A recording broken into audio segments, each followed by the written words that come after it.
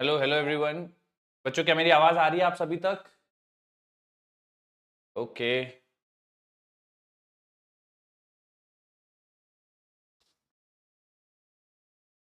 जय हो।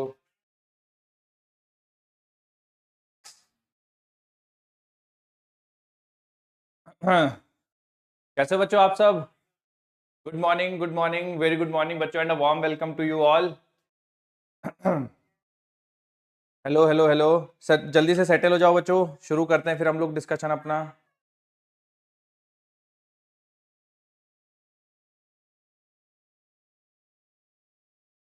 चलिए। तो सलाम नमस्कार सत श्री अकाल। कैसे हैं बच्चों आप सबके हालचाल? उम्मीद करता हूँ मस्त हो, स्वस्थ हो और बढ़िया चल रही है तुम सबकी पढ़ाई। और बच्चों, लास्ट क्लास में हम लोगों ने motion on a straight line शुरू किया था। ठीक है, उसमें कुछ कॉन्सेप्ट देखे थे, डिस्टेंस देखा था, डिस्प्लेसमेंट क्या होता है समझा था, स्पीड के बारे में देखा था, यूनिट। हाँ बोलिए बच्चों, आवाज आ रही है ना मेरी सबको? अच्छा अच्छा। बच्चों माइक वाइक चेक कर लीजिए आप अभी। पढ़ाना करूंगा शुरू और बीच कॉन्सेप्ट में किसी ने हेलो माइक टेस्टिंग किया तो ठीक नहीं रहेगा, देख लीजिए। तो माइक वाइक टेस्ट कर लीजिए सारे क्लास वाले बच्चों। सारे अपना देख लीजिए, हेलो गुड मॉर्निंग बोल लीजिए। बोलिए। आ रही है आ रही है आ रही है। Good morning. सारे भैया माइक चेक कर लीजिए। Good morning good morning. हाँ बिल्कुल क्लियर है बच्चे, very good morning. Very good morning बेटा, वेरी गुड मॉर्निंग। चलिए। ठीक है बच्चों, जिनको भी अभी लग रहा है कि थोड़ा माइक में संदेह है, तकलीफ है, आप फट से अपना जो है पूछ लीजिए, चेक कर लीजिए। ठीक है। ओके। हाँ, तो वापस आते हैं बच्चों डिस्कशन में। कल मैंने आपको डिस्टेंस बताया था, डिस्प्लेसमेंट बताया था और स्पीड बताया था। स्पीड में बताया था uniform speed, non uniform speed और एवरेज स्पीड कैलकुलेशन करना सिखाया था। ठीक है, तो आज हम लोग जहां से हम लोगों ने टॉपिक छोड़ा था वहीं से पिक करेंगे। एवरेज स्पीड में थोड़ा सा और कुछ। गुड मॉर्निंग बेटा। एवरेज स्पीड में कुछ और छोटे मोटे कॉन्सेप्ट्स हैं, वो आपको समझाऊंगा और उसके बाद हम लोग आगे बढ़ेंगे। ठीक है, चलो। तो शुरुआत करने से पहले बच्चों थोड़ा सा, तो आज बच्चों मेनली हमें वेलोसिटी के बारे में बात करनी है। ठीक है, आज मैं आपको समझाऊंगा यूनिफॉर्म वेलोसिटी क्या होता है, नॉन यूनिफॉर्म वेलोसिटी क्या होता है, एवरेज वेलोसिटी क्या होता है, इंस्टेंटेनियस वेलोसिटी क्या होता है, इन सब का कैलकुलेशन कैसे किया जाता है। बहुत इंपॉर्टेंट डिस्कशन होने वाला है। तो without any further delay let's get started. बोलिए बेटा। हाँ आ रही है, आपकी आवाज आ रही है। हाँ, चलिए।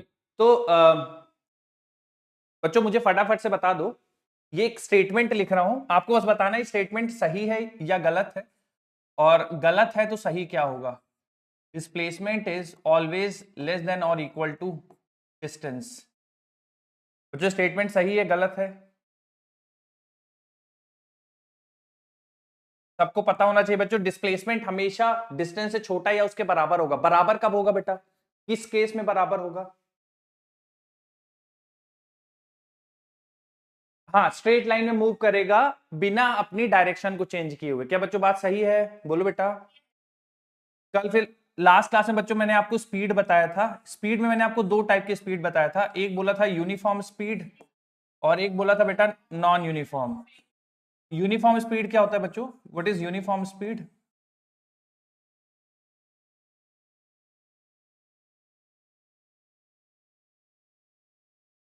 बिल्कुल सही है। तो आप ऐसा मान लो कि स्पीड चेंज ना हो या इक्वल इंटरवल में equal amount of distance travel करे, दोनों का मीनिंग सेम रहता है। नॉन यूनिफॉर्म में बच्चों इक्वल इंटरवल ऑफ टाइम में डिस्टेंस ट्रेवल्ड अनइक्वल हो, या तो हम लोग ऐसा बोल दें कि स्पीड सेम नहीं है, स्पीड चेंज होती जा रही है, तो उसको नॉन यूनिफॉर्म स्पीड कहेंगे। फिर बच्चों मैंने आपको जाते जाते एक एवरेज स्पीड पढ़ाया था। हैंग हो गया क्या मैं?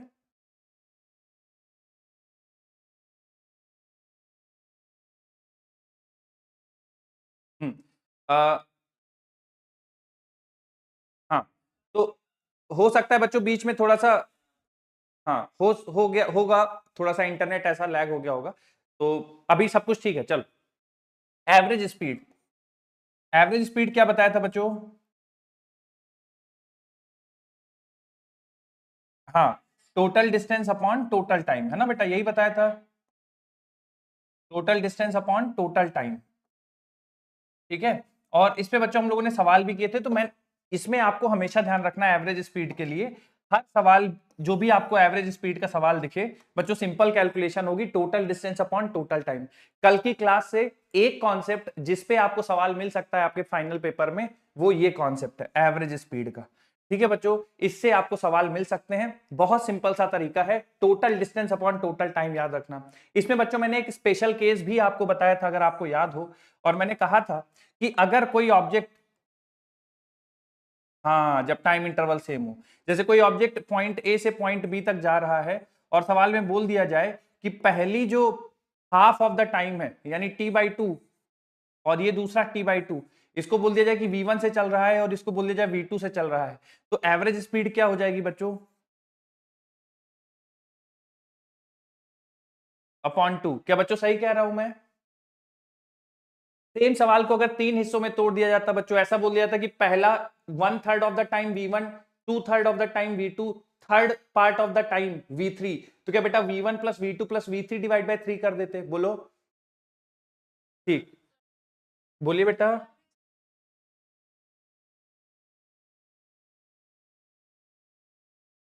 नहीं समझा, क्या बोल रहे हैं आप?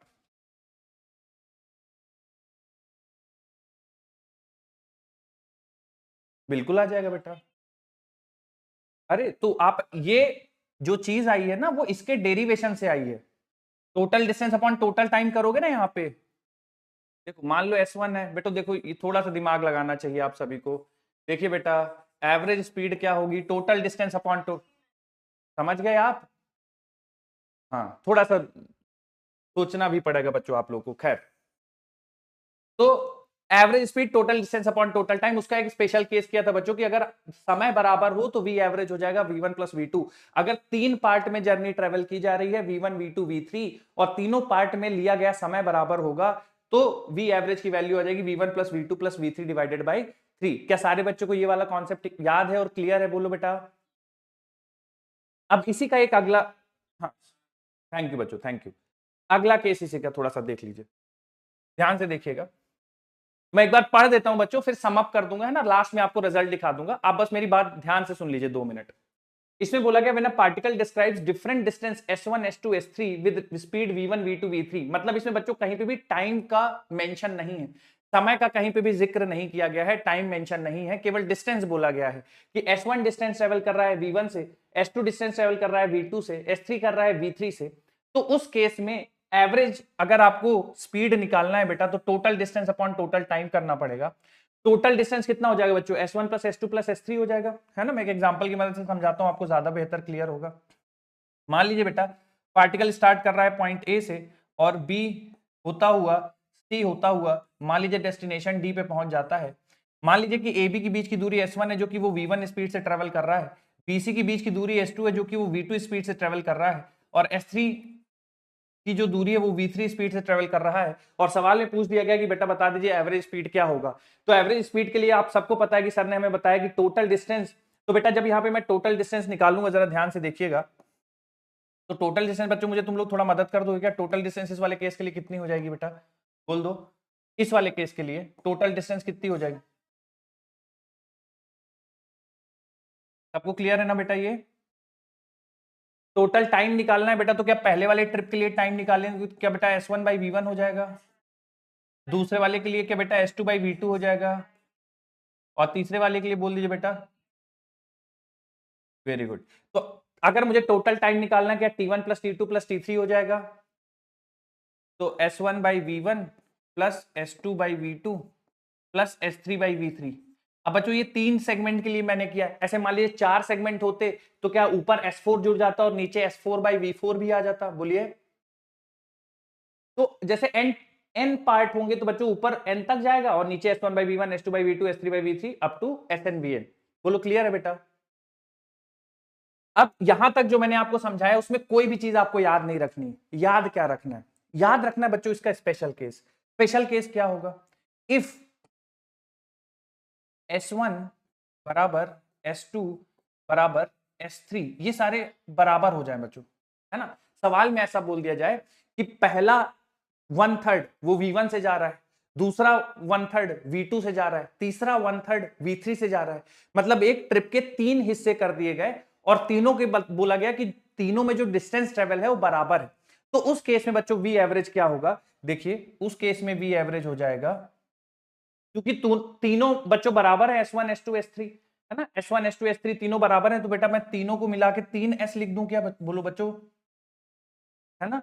और पहले S1/V1 है तो इसकी जगह लिख देंगे S/V1, दूसरा S/V2 और तीसरा बच्चों क्या S/V3 लिखना सही।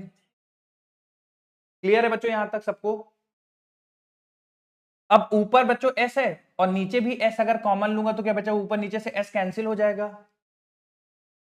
तो देखिए S एवरेज क्या बनेगा, सॉरी V एवरेज क्या बनेगा, ध्यान से देखिए। अब ये जो बच्चों मैं लिख रहा हूं ये आपको याद रखना है।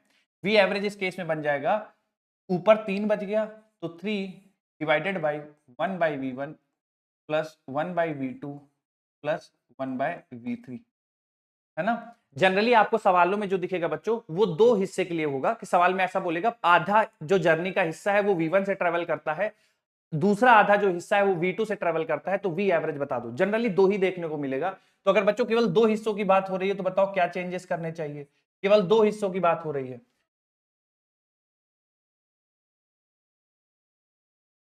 बोलिए बच्चों सही है क्या ये?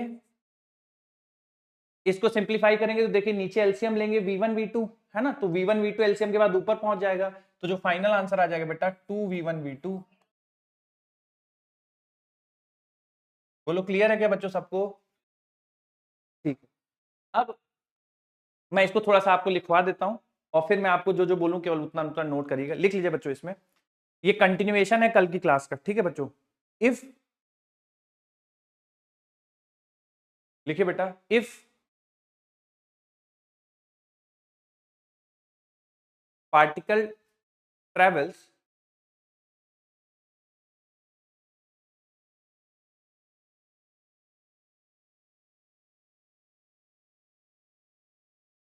equal part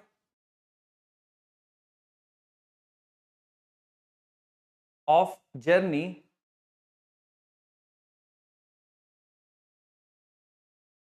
equal part of journey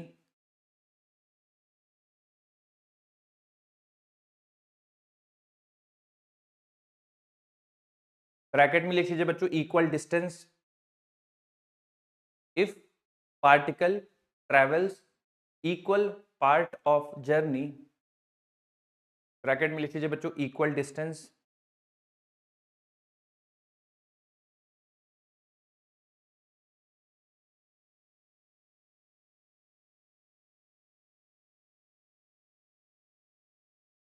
then V average is equal to, then V average is equal to, V average is equal to n divided by 1 by V1 plus 1 by V2 up to 1 by Vn। बच्चों ये formula आपको लिख लेना है, ये जो मैं highlight कर रहा हूँ ब्रैकेट में बंद कर रहा हूँ ये लिख लीजिए। इफ पार्ट, मैं फिर से बोल देता हूँ, if a particle travels equal part of journey, bracket में equal distance, then average speed is given by V average is equal to n upon 1 upon V1 plus 1 upon V2 plus 1 upon V3 up to 1 upon Vn। ठीक,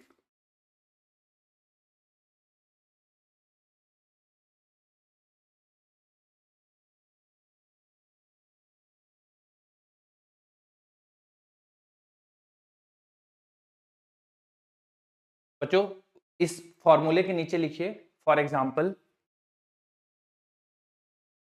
ये formula लिख लिया बच्चों सबने, उसके नीचे example के तौर पे लिखिए फॉर एग्जाम्पल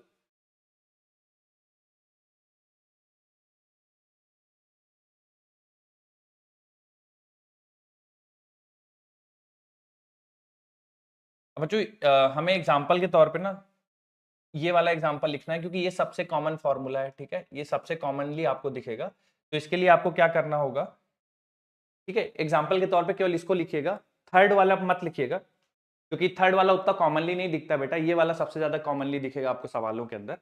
तो इसको लिखने के लिए आप क्या करिए, एक लाइन खींचिए, ठीक है, यहां से स्टार्ट करिए ए से, बीच में बी पॉइंट मेंशन करिए, लास्ट में सी मेंशन करिए, और ये एस डिस्टेंस और ये एस डिस्टेंस, और इसके लिए बच्चों एवरेज स्पीड का फॉर्मूला लिख लीजिए।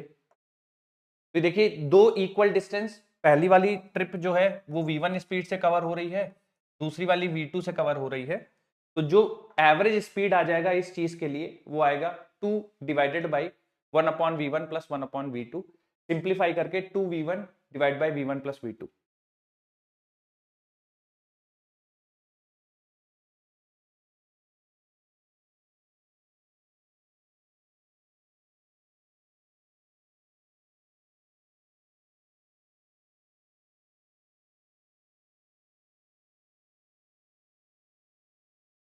ये सबसे कॉमनली यूज होता है बच्चों फॉर्मूला, इसलिए मैंने उसी को हाईलाइट करवाया है, बाकी ये 3 के लिए भी वैलिड है, 4 के लिए भी वैलिड है।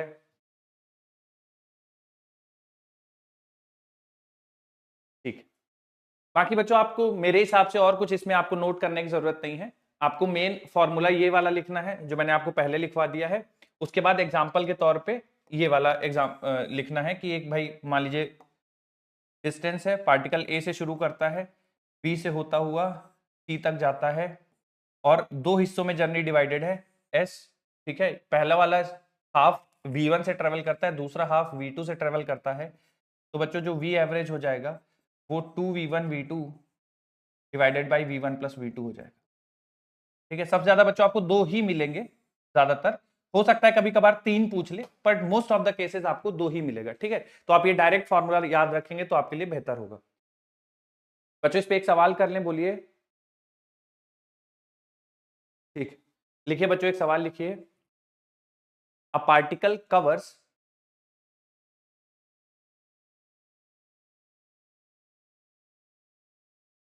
सवाल लिख लीजिए बच्चों, a particle covers 1/3 of distance with the speed 10 kilometer per hour.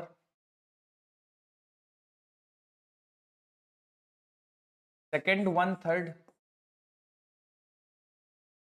with the speed 20 kilometer per hour.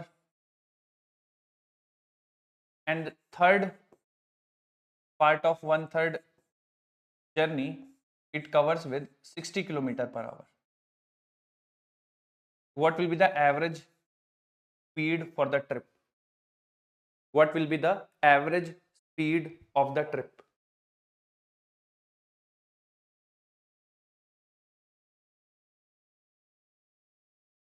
मैं बोल देता हूं, पहला 1/3 10 किलोमीटर पर आवर से ट्रेवल करता है, दूसरा 1/3 20 किलोमीटर पर आवर से ट्रेवल करता है, तीसरा वाला जो 1/3 है वो 60 किलोमीटर पर आवर से ट्रेवल करता है। एवरेज स्पीड बताना है, ठीक है, कोई बात नहीं, मैंने लिख दिया बोर्ड पे, आप एक बार देखिए तो बोर्ड पे सारा सब कुछ लिखा हुआ है। आप लोग, हाँ बच्चों आप लोग बहुत गुस्से में रहते हो, पता है, इतना ज्यादा गुस्सा नहीं करना चाहिए, हमेशा तुम लोग ऐसा रहते हो कि देखो ये कर रहे हैं। डिस्टेंस के बच्चों तीन हिस्से कर दिए गए हैं, पहला 1/3 10, दूसरा 1/3 20, तीसरा 1/3 60, ठीक है, सब कुछ आपके सामने गिवन है बच्चों, आपको एवरेज स्पीड निकालनी है इस ट्रिप की।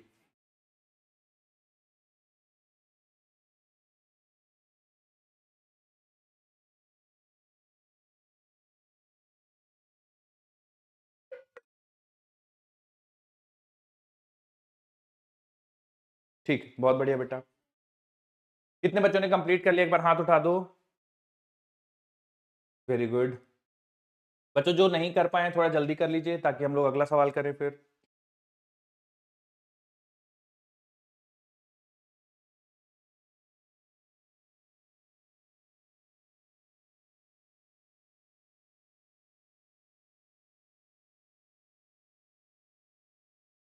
ठीक, ठीक बच्चों, इसके लिए आप लोगों ने कौन सा फॉर्मूला यूज किया वी एवरेज का, थोड़ी मदद कर दो मेरी। वी एवरेज का क्या फॉर्मूला लगाया बेटा आप लोगों ने?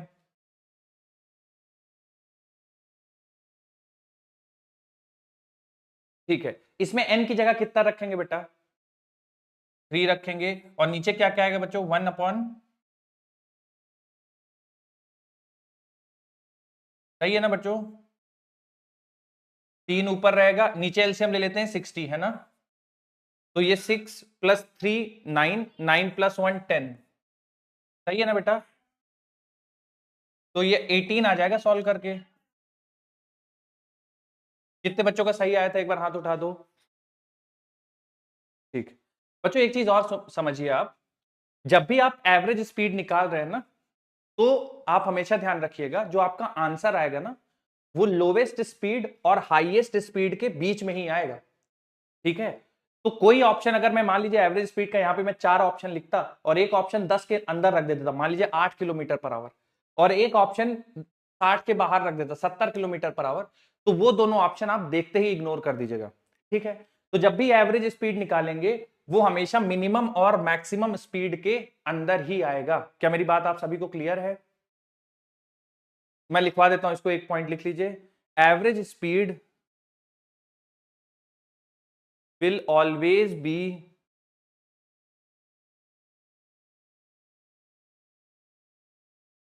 average speed will always be within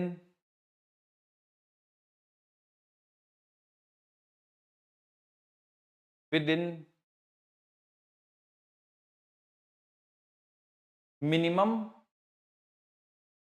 average speed will always be within minimum,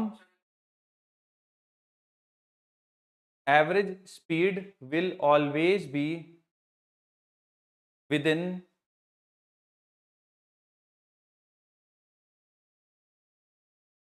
minimum and maximum, average speed will always be within minimum and maximum speed of journey,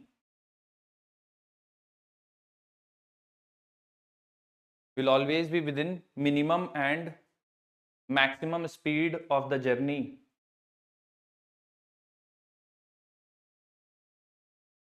क्या हो गया भैया? मुरादाबाद पाठशाला क्या हो गया बेटा? हाँ बोलिए, आवाज खराब हो गई।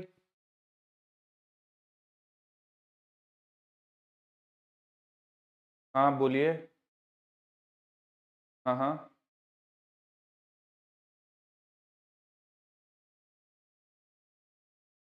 कैसे लाया बेटा? फॉर्मूला यूज किया, 3 हिस्से हो गए ना। कितने हिस्से होते हैं? वी एवरेज का फॉर्मूला मैंने आपको बताया था, कितने हिस्से होंगे डिवाइडेड बाई उन हिस्सों में जो स्पीड होगी। लिखा है बेटा आपने ये वाला फॉर्मूला? तो इसमें बताइए ट्रिप के कितने हिस्से हैं? 3 लिख दिया। पहला जो हिस्सा है वो कितनी स्पीड से ट्रेवल हुआ है, तो लिख दिया। दूसरा वाला बोलो। तीसरा वाला।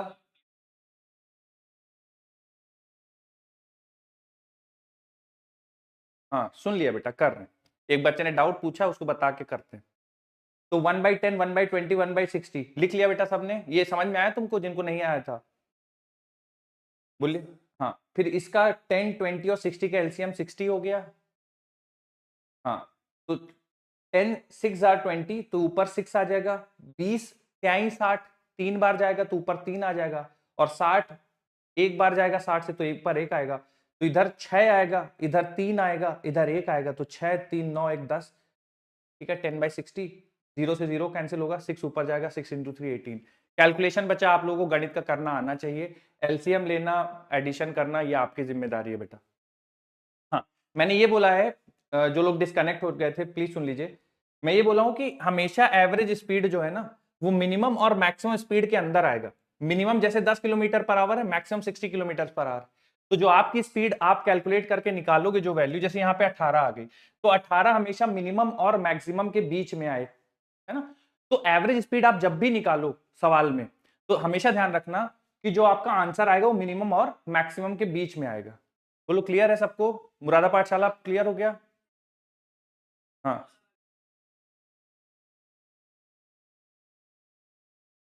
मेरी एक सेकेंड, मेरी आवाज नहीं आ रही क्या बच्चों? एक बार सारे कंफर्म कर दो।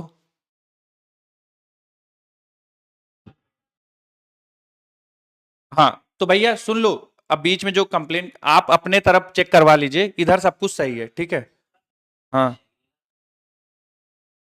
बोलिए।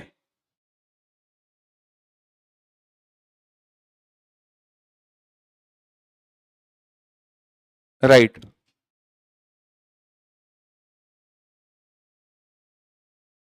नहीं कर सकते।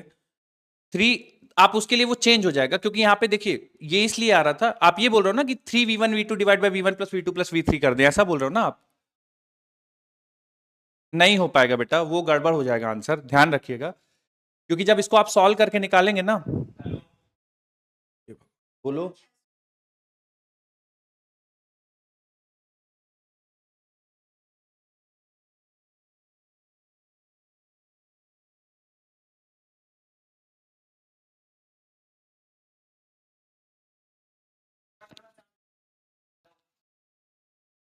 चुप हो जाओ भैया, कितने लोग एक साथ बोलोगे?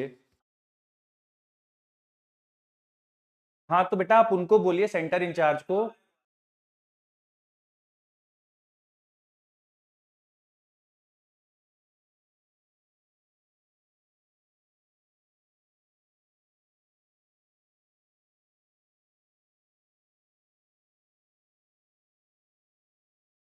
ठीक है भैया, जिनके अभी तकलीफ है ऐसा, थोड़ा जल्दी सर सेंटर इंचार्ज जो भी मेरी आवाज सुन पा रहे हैं, जहां पे भी प्रॉब्लम है थोड़ा ठीक करवा लीजिए उसको प्रायोरिटी पे। और हाँ, अब बच्चों देखो थोड़ा सा ना, आपको दिमाग से काम लेना पड़ेगा, ठीक है? गणित आप चेंज नहीं कर सकते। जैसे 3 हिस्से होंगे ना ट्रिप के, तो ये नहीं लगा सकते कि 3v1 v2, और कुछ बच्चे कह रहे हैं कि क्यों नहीं लगा सकते, क्योंकि बच्चे गणित से नहीं आ पाएगा, है ना? इसमें कोई बहुत बड़ी रॉकेट साइंस नहीं है। आप लोग अगर थोड़ा सा भी उसमें एक एफर्ट लगाएंगे ना सॉल्व करने के लिए, तो आपको दिख जाएगा। मान लीजिए 3 हिस्से करूंगा ना, तो देखिए 3 डिवाइडेड बाई 1/v1, 1/v2 और 1/v3 बनेगा। मेरी बात समझ आ रही है आपको? ये 3 हिस्सों के लिए ये बनेगा। अब अगर आप एलसीएम लोगे ना नीचे, देखो थोड़ा सा आपको बच्चों मेहनत करनी पड़ेगी, पेन चलाना पड़ेगा, ऐसे नहीं फॉर्मूले बना सकते ना बेटा। अगर 3 के लिए होता तो मैं बताता ना आपको कि 3 के लिए, ये बिल्कुल गलत है। अब क्यों गलत है वो मैं बता रहा हूं। जब आप एलसीएम लोगे ना v1 v2 v3, और जब इसका आप डिवाइड करोगे तो ये बनेगा v1 v2, ये वाला दूसरा टर्म बनेगा तो v2 नहीं रहेगा, v1 v3। अच्छा हाँ, v2 v3 होगा फिर, हाँ ठीक है। तो v1 v2 लिख दिया, v1 v3, और दूसरा वाला टर्म लिख देंगे v2 v3, ठीक है? ये बनेगा। मेरी बात समझ में आ रही है? कुछ मैंने गलत कर दिया क्या? v1 v2 v2 v3 v3 v1, सही है, सही है। आगे पीछे हो गए टर्म, कुल मिला के ये बनेगा, ठीक है? कंफ्यूज हो गया क्या? तो फिर से लिखूं, समझ आया ये? तो अब जब ये न्यूमरेटर में जाएगा ना, जब ये न्यूमरेटर में जाएगा तो ये 3v1 v2 v3 divide by v1 v2 v2 v3 v3 v1 बनेगा, है ना? तो अब 4 के लिए करेंगे ना तो कुछ और बनेगा। 4 के लिए करोगे तो 4v1 v2 v3 v4 v1 v2 v3, है ना? ऐसा करके बनेगा। मेरी बात समझ में आ रही है? तो ये नहीं बनेगा 3 के लिए करोगे आप। क्लियर है? ये गणित है बेटा, नॉर्मल, ये नहीं बनेगा, तो आप अपने मन से मत करिए। चलिए, तो 3 के लिए बच्चों, तो इसीलिए मैंने आपको n वाला फॉर्मूला बताया। देखिए 2 के लिए है तो आप डायरेक्ट ये यूज कर लीजिए, 2v1 v2 divide by v1 plus v2। सबसे ज्यादा आपको 2 वाले केस मिलेंगे तो आप सीधा लगा लीजिए। अगर 2 से ज्यादा केसेस बनते हैं, है ना, जैसे इस सवाल में 3 थे, तो फिर आप बेसिक मैथ से जाइए कि n divide by 1/v1 plus 1/v2 plus 1/v3। क्या सबको समझ में आई है ये बात? ठीक, वेरी गुड। अब बच्चों देखिए, कल जो मैंने आपको बताया था वी एवरेज के, मैंने आपको 2 केसेस बताए हैं, मैं एक बार दोनों को समाप्त करता हूं। बोलिए, बोलिए।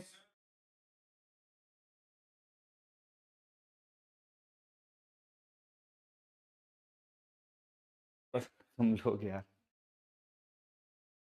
कहाँ थे, क्यों आप जल्दी नहीं ज्वाइन किए?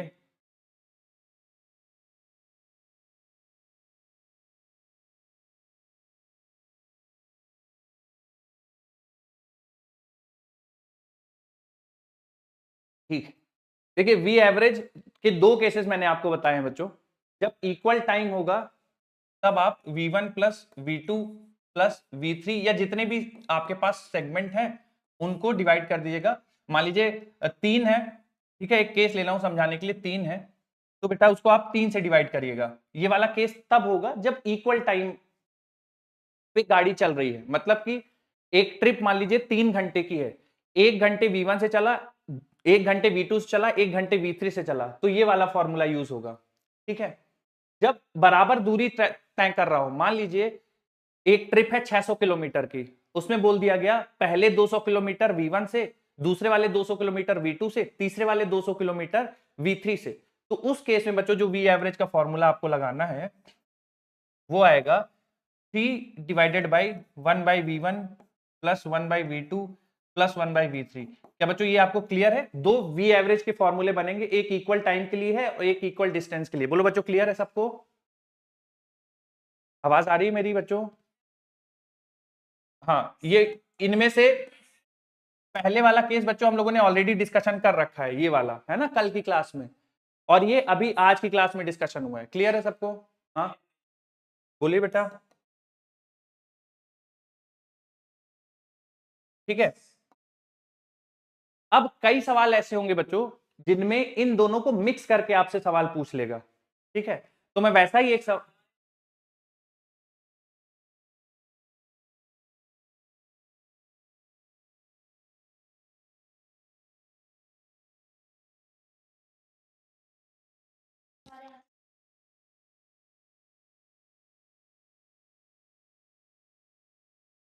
मुरादाबाद पाठशाला सेंटर इंचार्ज अगर,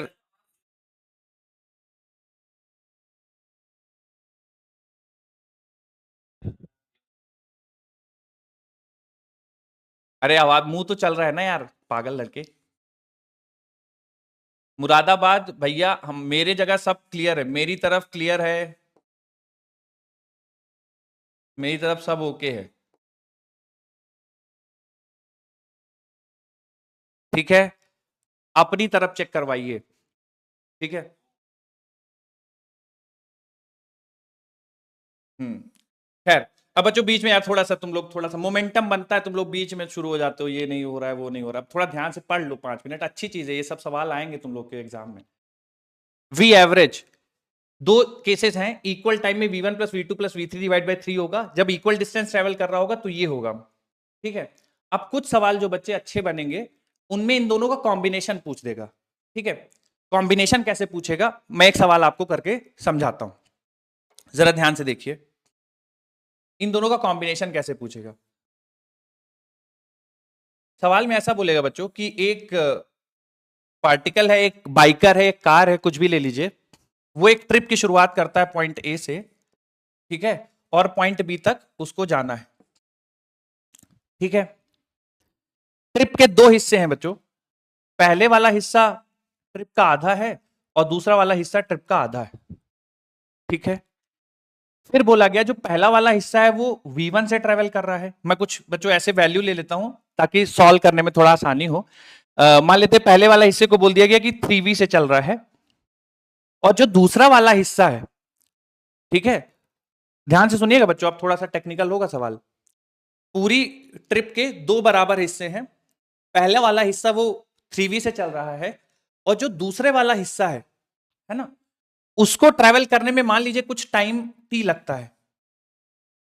ठीक है, दूसरा वाला जो हिस्सा है उसको ट्रैवल करने में टाइम टी लग रहा है, तो उस टाइम टी के आधे हिस्से में, मतलब उस टाइम टी के आधे हिस्से में T/2 में वो मेंटेन करता है 2V स्पीड, और आधे वाले टाइम में वो स्पीड मेंटेन करता है V। मैं फिर से सवाल रिपीट कर रहा हूं बच्चों, ध्यान सुनिएगा। एक बाइकर शुरू करता है पॉइंट ए से और उसको 2s दूरी ट्रेवल करनी है, टोटल डिस्टेंस उसको कितनी ट्रेवल करनी है बच्चों? 2s। ठीक है, टोटल उसको दूरी तय करनी है 2s। तो 2s में से बोला गया कि जो पहली आधी जर्नी है वो 3v से ट्रेवल करता है और दूसरी आधी वाली जर्नी का आधा समय वो 2v से चल रहा है और बाद वाला आखिरी मतलब इसमें जैसे मान लो आधी वाली जर्नी में t समय लग रहा है ना, जैसे a से शुरू करता है और ये बीच में पॉइंट c है, तो जो bc जर्नी है उसका आधा समय वो 2v से चल रहा है और आधा समय वो v से चल रहा है। तो इस पूरी जर्नी के लिए एवरेज स्पीड बता दीजिए। ठीक है क्या बच्चों, आप सभी को सवाल क्लियर है? पहले तो बताओ। ठीक है, अब इस तरह के सवाल कैसे करने बेटा, देखिए आप सबसे पहले इस वाली जर्नी में बच्चों ध्यान से सुनते रहो, है ना, फिर लास्ट में कोई कहेगा कि पूरा एक्सप्लेन करिए तो मेरे लिए गड़बड़ हो जाएगा। ध्यान से सुनते रहो। जो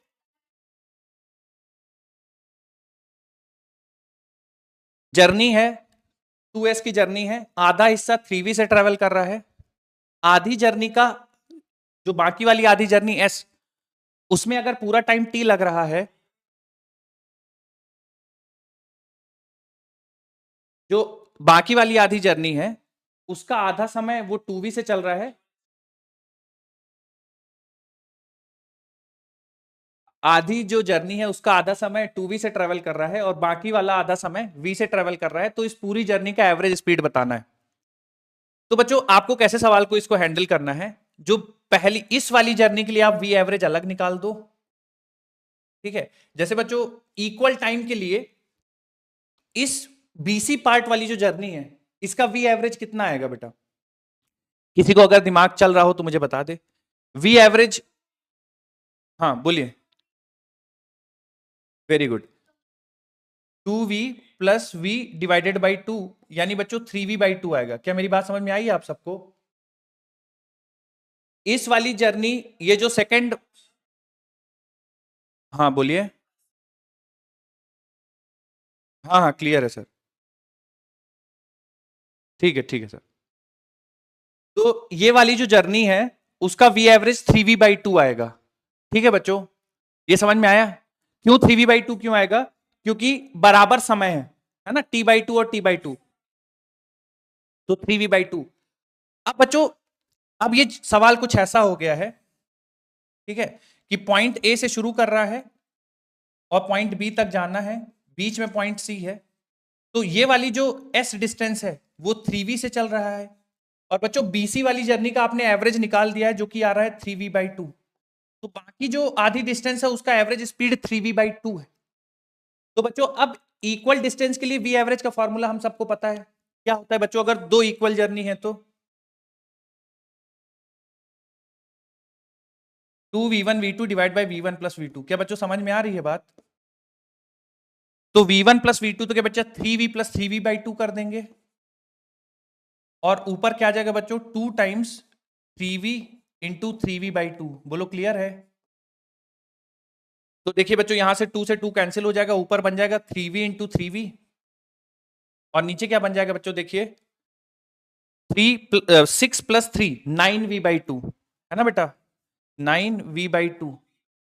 तो यहां से बेटा 3v एक और ये 3 से कैंसिल होगा, 2 ऊपर जाएगा और ये 3 से 3 कैंसिल हो जाएगा, है ना, तो आंसर कितना आ जाएगा 2v आ जाएगा। क्या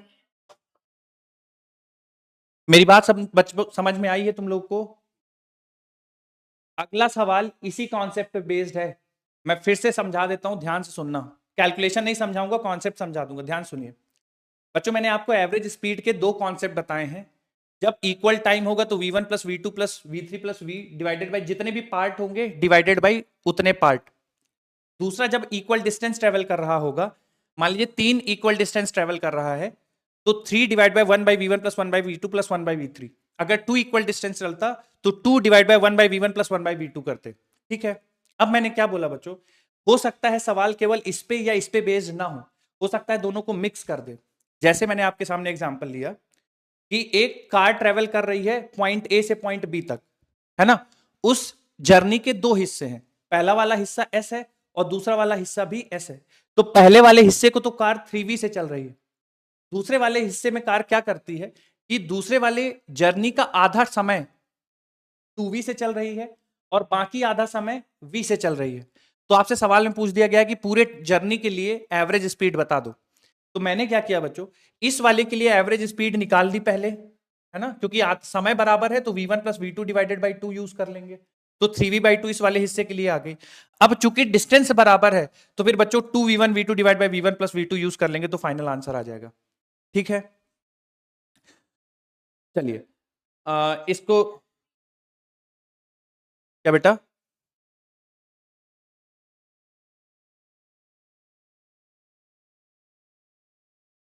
कौन सा, ये वाला?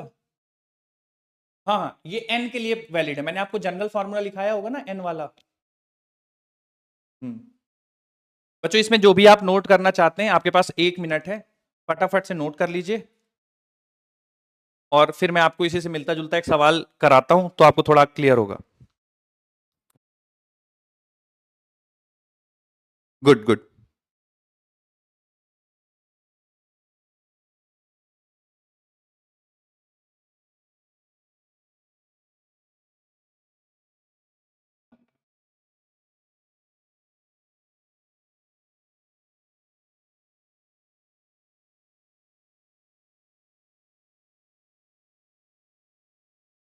ठीक, कितने बच्चों ने लिख लिया, हाथ उठाओ बेटा एक बार, कितने बच्चों कंप्लीट कर लिया है? गुड।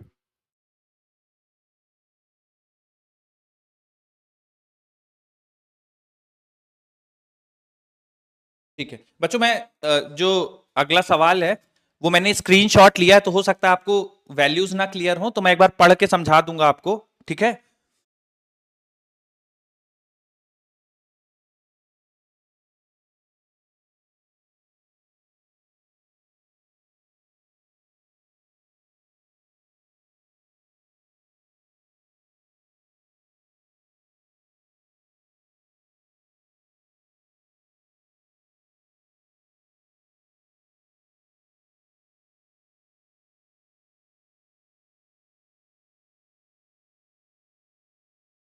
सबने लिख लिया बच्चों? बढ़ चले आगे, बोल दो एक बार। ठीक बच्चों, ये सवाल आपके सामने, हो सकता है आपको उतना विजिबल ना हो अच्छे से, तो मैं पढ़ देता हूं, ठीक है? एक बार आप बोर्ड पे देख लीजिए, 2 मिनट बस, मैं पढ़ दे रहा हूं पूरा सवाल। A car travelled half the distance with the velocity v and it covered the remaining half distance with a speed v by 2 in the first half time and with speed 2v in the second half time. The average velocity of the car for the whole journey is, बच्चों average velocity और speed से confuse मत हो जाना, वो speed ही पूछ रहे हैं आपसे, ठीक है? तो आपसे पूछा गया सवाल में average speed of the car for the whole trip is how much? बच्चों मैं 1 मिनट का समय दे रहा हूं, जिनका हो जाए प्लीज दूसरों को डिस्टर्ब मत करिए।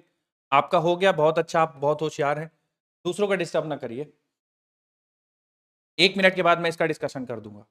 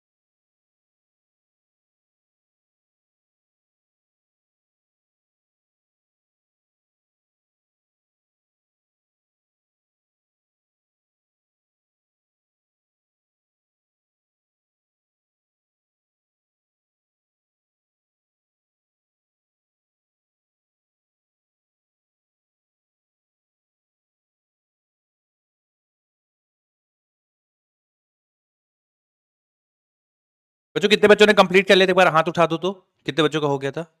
गुड। जिनका नहीं हुआ था बच्चों और सॉल्व कर रहे थे, वो थोड़ा मैच कर लो, अगर आप सही रास्ते पे थे तो बढ़िया है, नहीं तो फिर देखो कहां पे गड़बड़ हुआ है।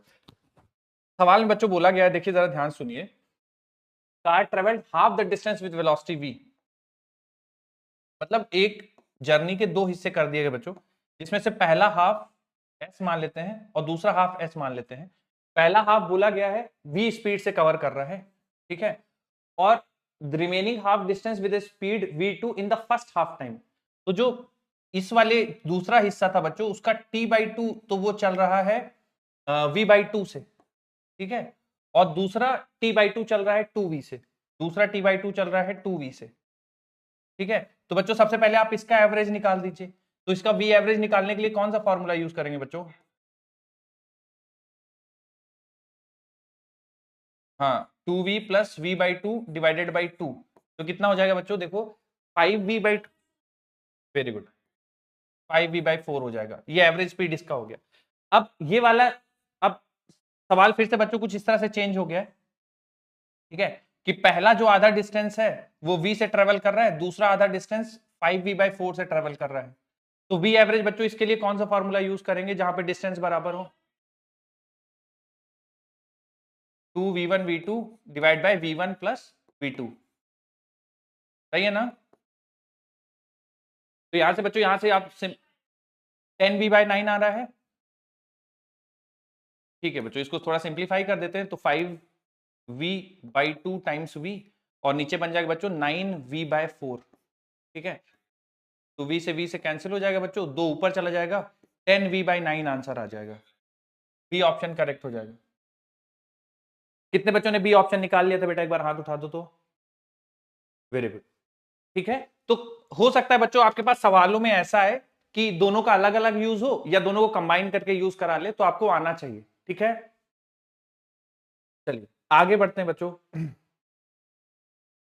ये मैंने आपको बच्चों कल की क्लास में बता दिया था कि ये particle travels first half distance with the speed v1, second half distance with the speed v2, then the average speed would be 2v1v2 divide by v1 plus v2, क्योंकि बच्चों इक्वल डिस्टेंस की बात कर रहा है, ठीक है, डिस्टेंस बराबर है।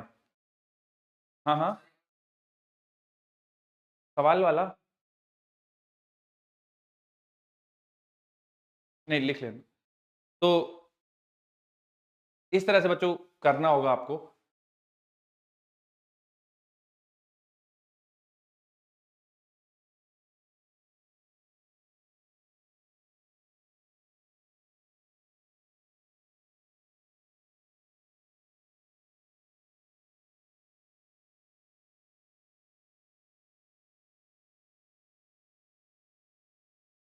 ठीक, आगे बढ़ते हैं बच्चों। हाँ, ये वाला भी बच्चों मैंने बता दिया, particle travels v1 with half time interval, दूसरा हाफ है, मतलब टाइम बराबर है, तो v1 प्लस v2/2, ठीक है। चलो आ जाओ बच्चों, अब वेलोसिटी के बारे में डिस्कशन करेंगे, बहुत इंपॉर्टेंट डिस्कशन एक बार फिर से।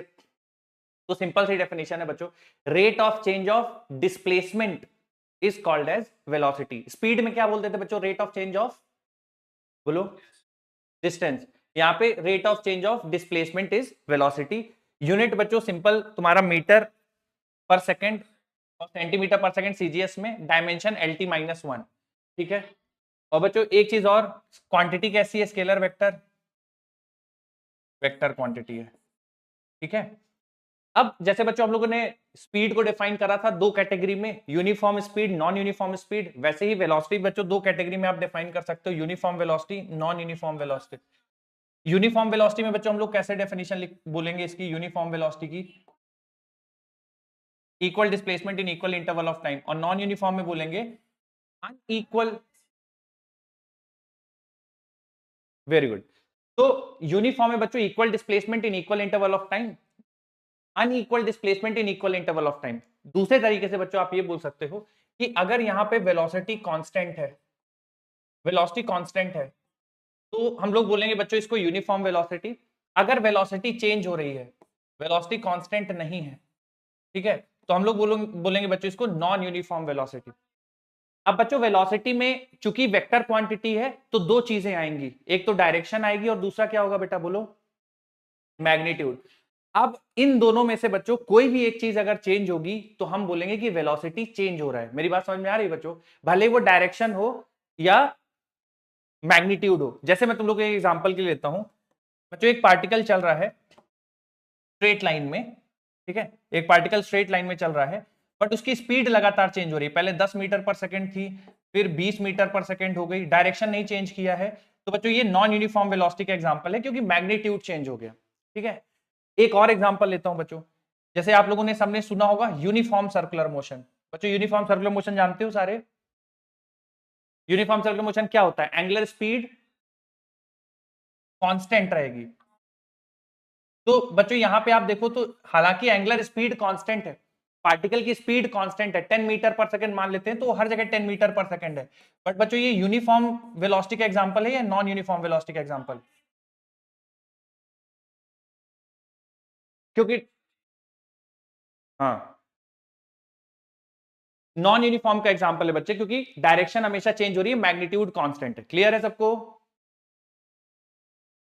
ठीक है, इसमें बच्चों फटाफट से नोट कर लीजिए, एक दो लाइनें मैं लिखवा देता हूं। हेडिंग डाल लीजिए velocity,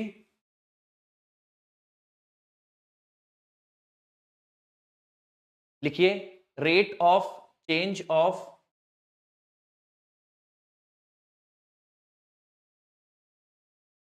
displacement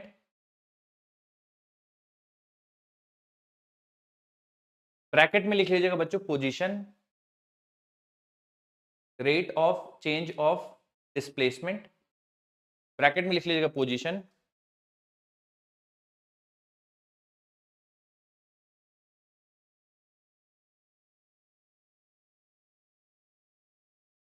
is called as velocity.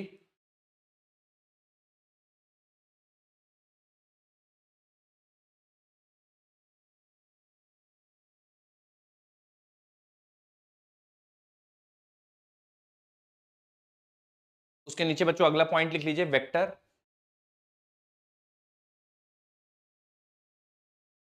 Vector. अगला पॉइंट बच्चों मीटर पर सेकंड,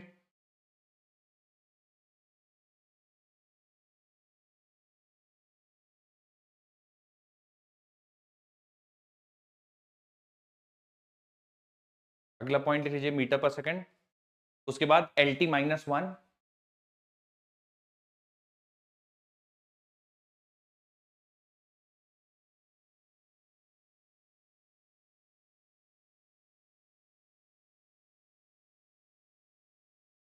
फिर बच्चों ऐसे एरो बना के ना लिख लीजिए uniform velocity, non uniform velocity. जैसे मैंने लिखा है ना, ऐसे एरो बना के आप जहां पे आपने ये खत्म किया है उसके नीचे ऐसे आप एरो बना के लिख लीजिए uniform velocity, non uniform velocity.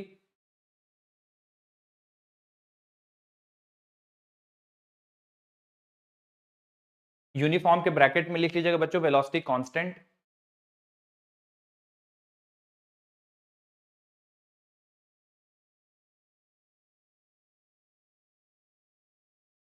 Uniform के ब्रैकेट में लिखिएगा वेलोसिटी कांस्टेंट। नॉन यूनिफॉर्म के केस में लिख लीजिएगा वेलोसिटी इज नॉट कांस्टेंट।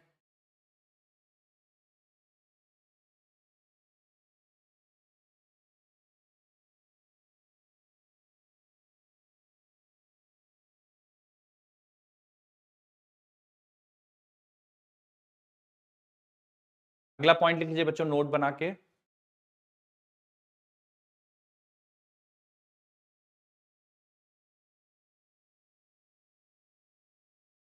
अगला पॉइंट लिख लीजिए बच्चों नोट बना के डायरेक्शन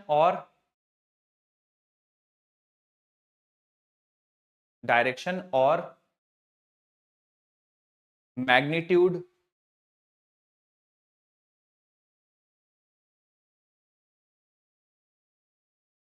डायरेक्शन और मैग्नीट्यूड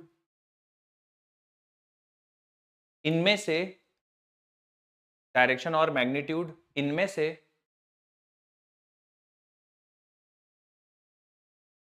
कोई भी एक चेंज होने पर, डायरेक्शन और मैग्नीट्यूड इनमें से कोई भी एक चेंज होने पर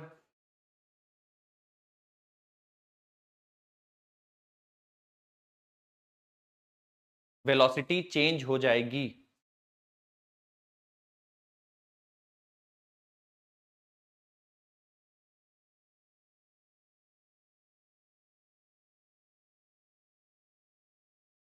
डायरेक्शन और मैग्नीट्यूड इनमें से कोई एक भी चेंज होने पर वेलोसिटी चेंज हो जाएगी।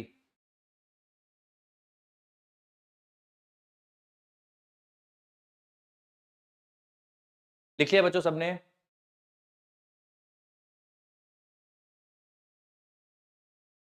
गुड। ठीक है बच्चों, तो ये तो हो गया हमारा बेसिक डिस्कशन की वेलोसिटी कैसे डिफाइंड है, यूनिट क्या है, डायमेंशन क्या है, कितने टाइप की हैं, और चूंकि वेक्टर क्वांटिटी है तो मैग्नीट्यूड और डायरेक्शन दोनों मेंटेन करने चाहिए यूनिफॉर्म वेलोसिटी के लिए। अगर डायरेक्शन या मैग्नीट्यूड में से कोई भी एक चीज चेंज हो जाएगी तो फिर वेलोसिटी कांस्टेंट नहीं रहेगी। जैसे कि मैंने आपको दो एग्जांपल दिए, यहां मैग्नीट्यूड चेंज हो रहा है तो नॉन यूनिफॉर्म वेलोसिटी है, यहाँ पे मैग्नीट्यूड सब जगह 10 मीटर पर सेकंड ही है लेकिन डायरेक्शन चेंज हो रहा है, इस वजह से ये नॉन यूनिफॉर्म वेलोसिटी की कैटेगरी में आएगा। ठीक है, तो डायरेक्शन और मैग्नीट्यूड दोनों ही इंपॉर्टेंट हैं वेलोसिटी के लिए। अब बच्चों आगे देखो, सुनो ध्यान से। एवरेज वेलोसिटी बच्चों हेडिंग डालिए, एवरेज वेलोसिटी। अगली हेडिंग डाल लीजिए बच्चों, एवरेज वेलोसिटी।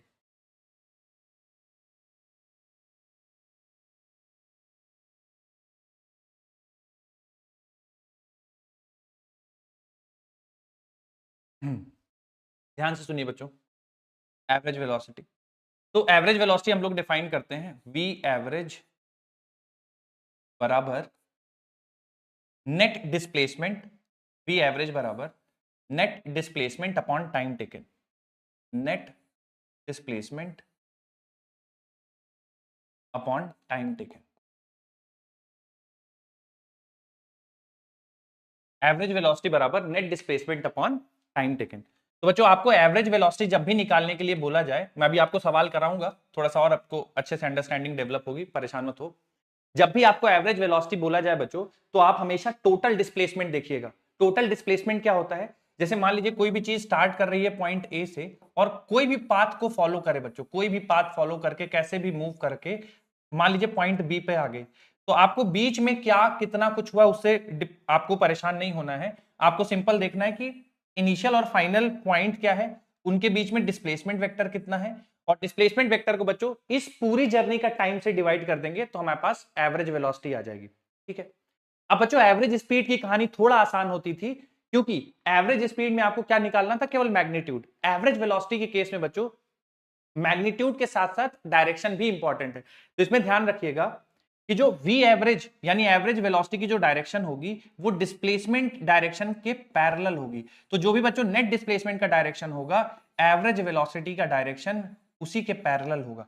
बच्चों ये क्लियर भी होगा, क्योंकि देखो टाइम तो स्केलर क्वांटिटी है, तो वी एवरेज बराबर नेट डिस्प्लेसमेंट, तो ये वेक्टर इस वेक्टर के डायरेक्शन के बराबर होगा, क्योंकि बच्चों टाइम तो स्केलर क्वांटिटी है, उस पे डायरेक्शन का कोई फर्क नहीं पड़ता। तो जो एवरेज वेलोसिटी की डायरेक्शन होगी वही नेट डिस्प्लेसमेंट की डायरेक्शन होगी। ठीक है, दूसरी पॉइंट बच्चों आप थोड़ा सा ध्यान रखिएगा, एवरेज स्पीड और एवरेज वेलोसिटी में रिलेशन। तो बच्चों हमेशा ध्यान रखिएगा, जो एवरेज स्पीड होगी और जो एवरेज वेलोसिटी का मैग्नीट्यूड होगा, बच्चों इनमें से कौन सा बड़ा होगा, तुम लोग आंसर कर सकते हो वैसे ये वाला। एवरेज स्पीड और एवरेज वेलोसिटी में से कौन बड़ा होगा, कौन छोटा होगा?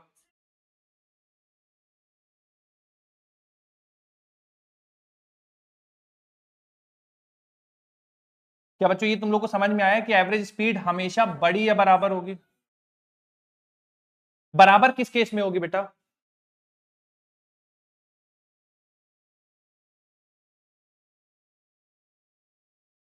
हाँ, जब पार्टिकल एक ही स्ट्रेट लाइन में चले विदाउट चेंजिंग डायरेक्शन, उस केस में नेट डिस्प्लेसमेंट और डिस्टेंस बराबर हो जाएंगे और एवरेज स्पीड और एवरेज वेलोसिटी बराबर हो जाएगी। लेकिन इन जनरल बच्चों देखा जाए तो एवरेज स्पीड बड़ी होगी एवरेज वेलोसिटी से, केवल एक केस होगा जहां पे दोनों बराबर होंगे, जब डिस्टेंस डिस्प्लेसमेंट बराबर हो जाए, मतलब पार्टिकल एक ही डायरेक्शन में चलता रहे बिना डायरेक्शन चेंज किए हुए। क्या मेरी बात क्लियर है बच्चों आप सभी को?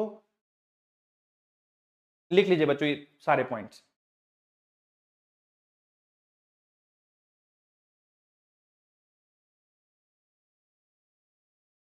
हम्म,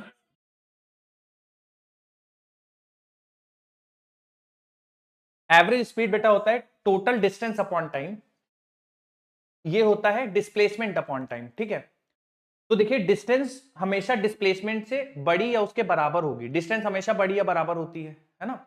एक ही केस में बराबर होगा जब पार्टिकल सीधा चलता चला जाए और डायरेक्शन चेंज ना करे, तो जितना डिस्टेंस होगा उतना डिस्प्लेसमेंट हो जाएगा। उस केस में एवरेज स्पीड और एवरेज वेलोसिटी भी बराबर हो जाएंगी। ठीक है, तो बस आपको यह ध्यान रखना है कि चूंकि डिस्टेंस हमेशा बड़ा या बराबर होता है डिस्प्लेसमेंट की वजह से, डिस्प्लेसमेंट से, इसलिए अगर आप टाइम से डिवाइड कर दो दोनों को तो कोई फर्क तो पड़ेगा नहीं, सेम टाइम है ना। तो इसलिए एवरेज स्पीड हमेशा बड़ा या बराबर होगा एवरेज वेलोसिटी से। क्लियर है? ठीक, बच्चों इस पे मैं एक सवाल ले रहा हूं।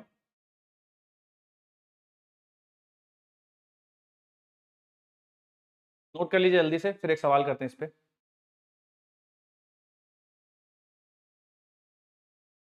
गुड। हाँ हाँ, ये सवाल कर लीजिए।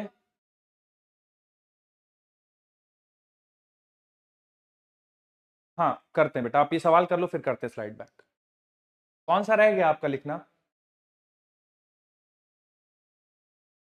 कौन सा पॉइंट रह गया बेटा आपका लिखना, मैं बोल देता हूं।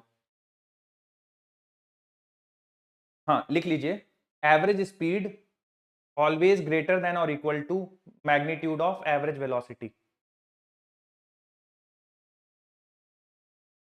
Average speed is always greater than और equal to magnitude of average velocity. लिख लिया बेटा?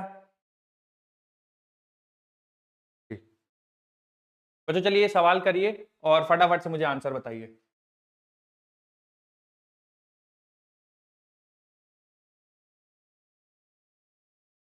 जिसका भी हो जाए बच्चों वो आंसर बता सकते हो।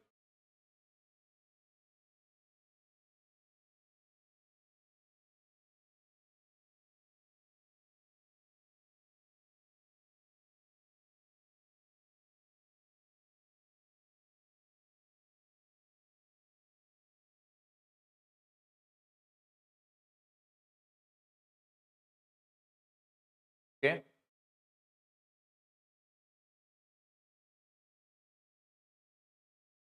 और एवरेज स्पीड? हाँ हाँ करो करो आराम से। कौन सा वाला बोल रहे बेटा आंसर, स्पीड या वेलोसिटी? अच्छा ओके।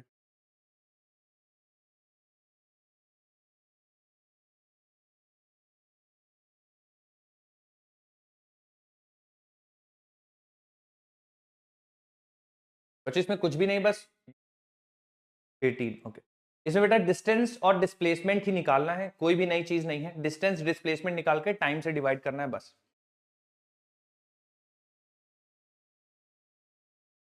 एवरेज वेलोसिटी 16/3 आ रहा है और स्पीड,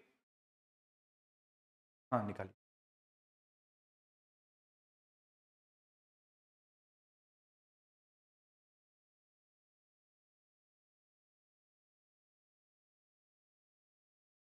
ओके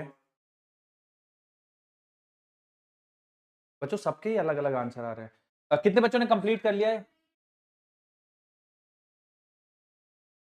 ठीक है।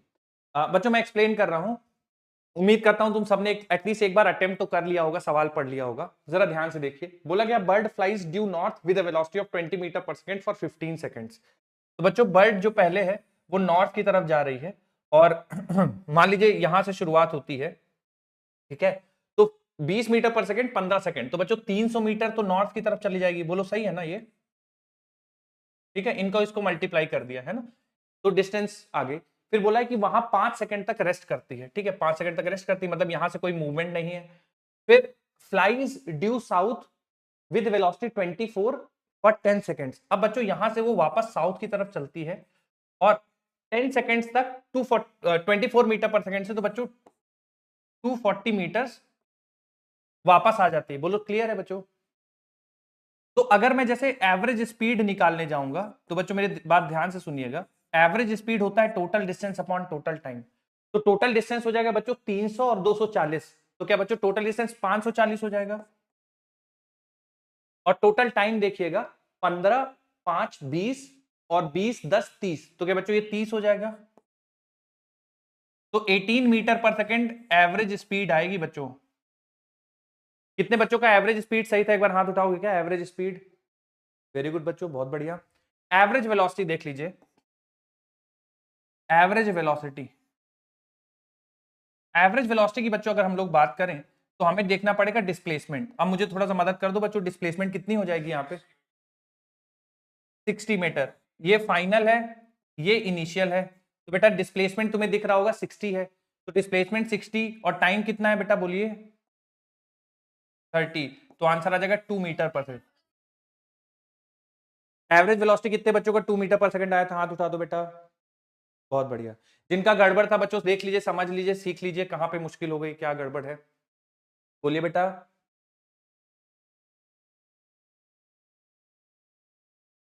हाँ, क्योंकि जब भी आप समय लिखते हो ना, उसमें टोटल समय लिखा जाता है, टोटल समय का मतलब जब तक वो मूव कर रही थी या रेस्ट पे थी वो भी समय इंक्लूड किया जाएगा। टोटल टाइम इसीलिए लिखते हैं, ठीक है। मूव हो या रेस्ट हो समय काउंट होगा। बोलो क्लियर है?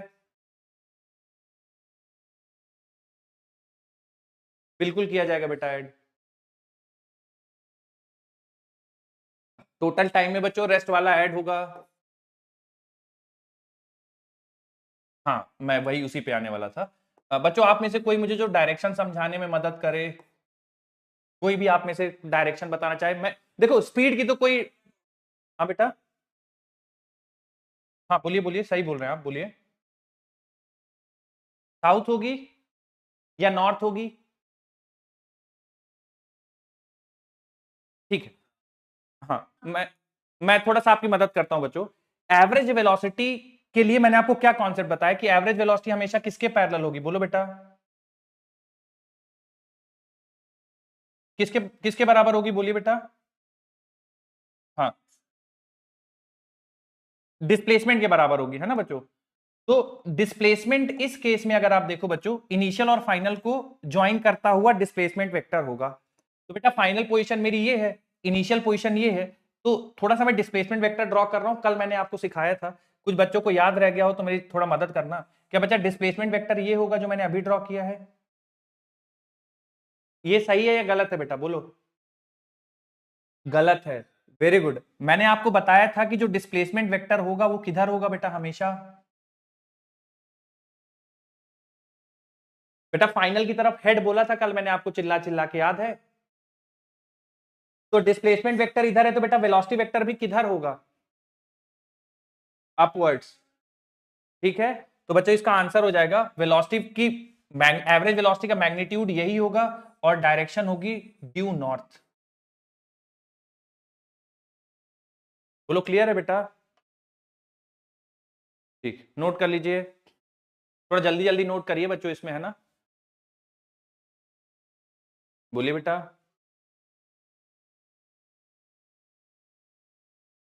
देखिए, एवरेज वेलोसिटी का फॉर्मूला बताइए बेटा पहले। एवरेज वेलोसिटी क्या होता है?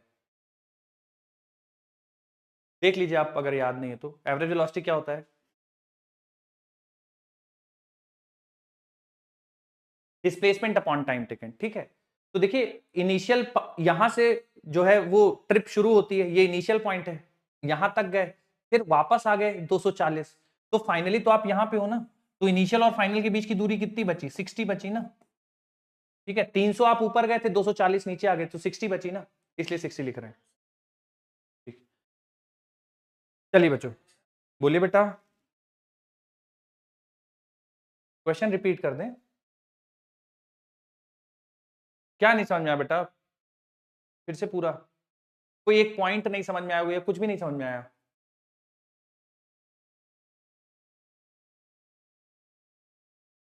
एवरेज वेलोसिटी बताऊं या एवरेज स्पीड बताऊं? दोनों ही बताऊं? चलो माइक पकड़ना। एवरेज स्पीड क्या होता है? बोलो। Total distance upon total time. तो ये पहले 300 ऊपर गया, फिर 240 नीचे आया, टोटल डिस्टेंस कितना हो गया?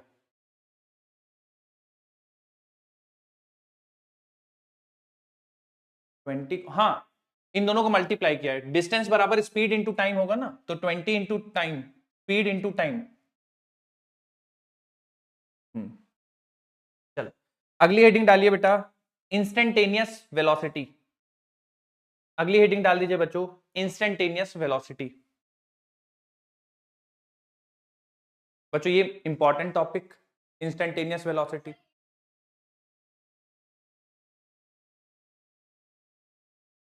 हेडिंग डाल लीजिए बच्चों, इंस्टेंटेनियस वेलोसिटी।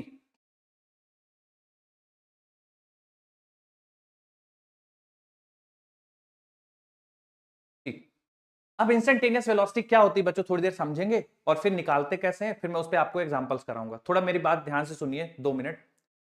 इंस्टेंटेनियस वेलोसिटी बच्चों नाम से ही समझ में आ रहा है, इंस्टेंट, ठीक है। इंस्टेंटेनियस वेलोसिटी में इंस्टेंट सबसे ज्यादा इंपॉर्टेंट है, ठीक है। अच्छा सर ये इंस्टेंट क्या होता है? इंस्टेंट मतलब उस मोमेंट पे, ठीक है। जैसे हम लोग बोलते हैं ना इंस्टेंट नूडल्स, है ना, मैगी, तुरंत, है ना, उसी मोमेंट पे।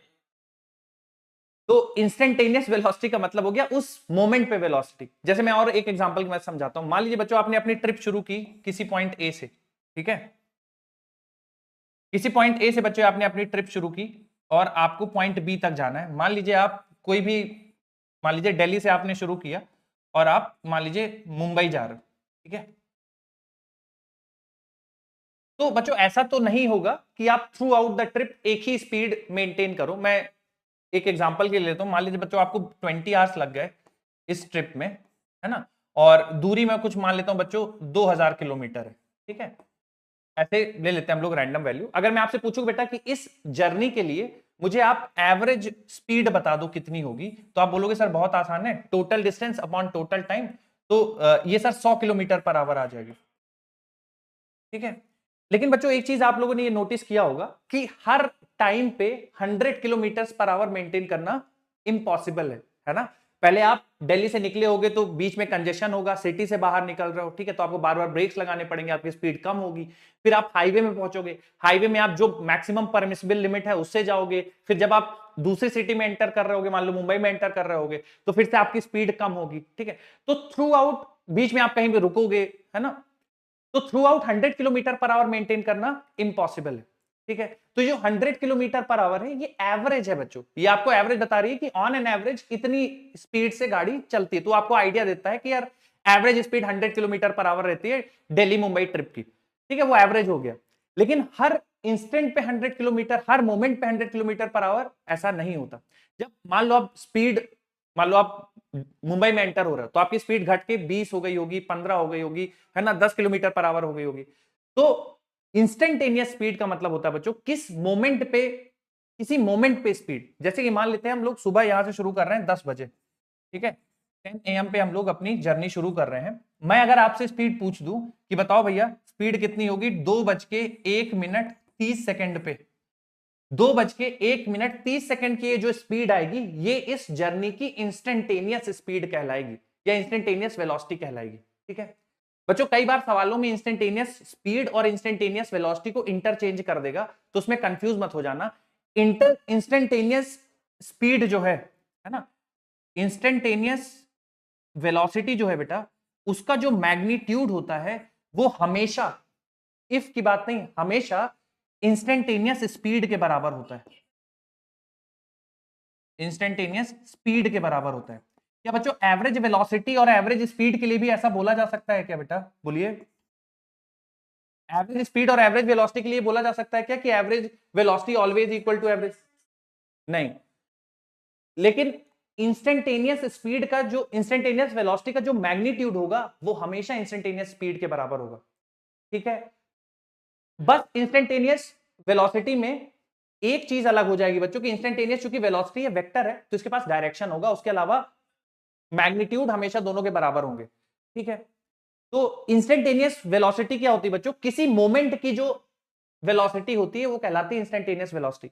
जैसे 2:01:30 पे कुछ उसकी मान लीजिए उस समय वो रेस्ट पे था, ठीक है, तो उसकी इंस्टेंटेनियस वेलोसिटी हो गई 0। या मान लीजिए उस समय बच्चों ब्रेक लगा रहा था तो उसकी स्पीड मान लीजिए 10 किलोमीटर पर आवर। तो जो उस मोमेंट की स्पीड होगी वो कहलाएगी इंस्टेंटेनियस वेलोसिटी। बच्चों कभी भी आप कार में या बाइक में स्कूटी में बैठो आप, तो जो आपका स्पीडोमीटर होता है ना, डिजिटल स्पीडोमीटर, जब आप एक्सेलरेट करते हो तो बहुत तेज उसकी रीडिंग बढ़ती है, जब आप ब्रेक लगाते हो तो बहुत तेज उसकी रीडिंग घटती है। तो मुझे, अगर आप लोगों को कॉन्सेप्ट समझ में आया होगा बेटा, तो मुझे बता दो स्पीडोमीटर जो होता है वो एवरेज वेलोसिटी की वैल्यू दे रहा होता है या इंस्टेंटेनियस वेलोसिटी की वैल्यू दे रहा होता है? बस आप लोग समझ गए, वेरी गुड। तो इंस्टेंटेनियस बच्चों उस मोमेंट पे, है ना, उस मोमेंट पे जो स्पीड या वेलोसिटी है वो इंस्टेंटेनियस वेलोसिटी या इंस्टेंटेनियस स्पीड कहलाती है। क्या मेरे सारे बच्चों को बात क्लियर है, बोलिए बेटा। ठीक है, तो इंस्टेंटेनियस वेलोसिटी लिखिए बच्चों जरा। It is velocity, it is velocity at a particular instant, it is velocity at a particular instant.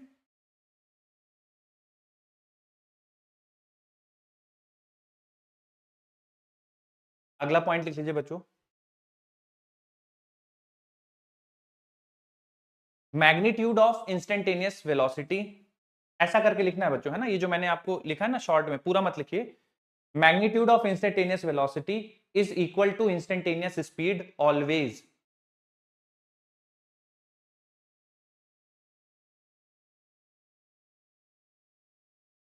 Magnitude of instantaneous velocity is equal to instantaneous speed always.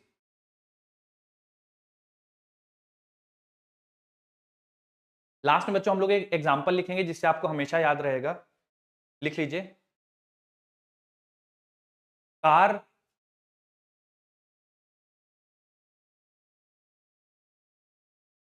Car की स्पीडोमीटर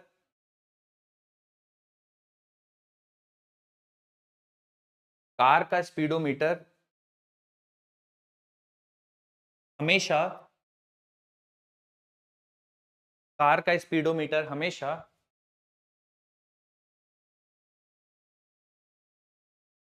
इंस्टेंटेनियस वेलोसिटी शो करता है।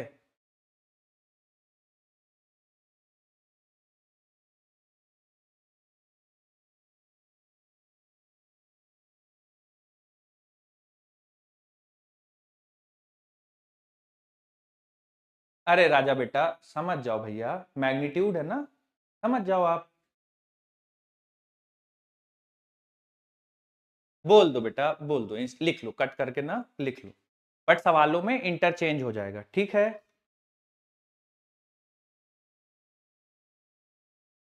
हाँ बोलिए।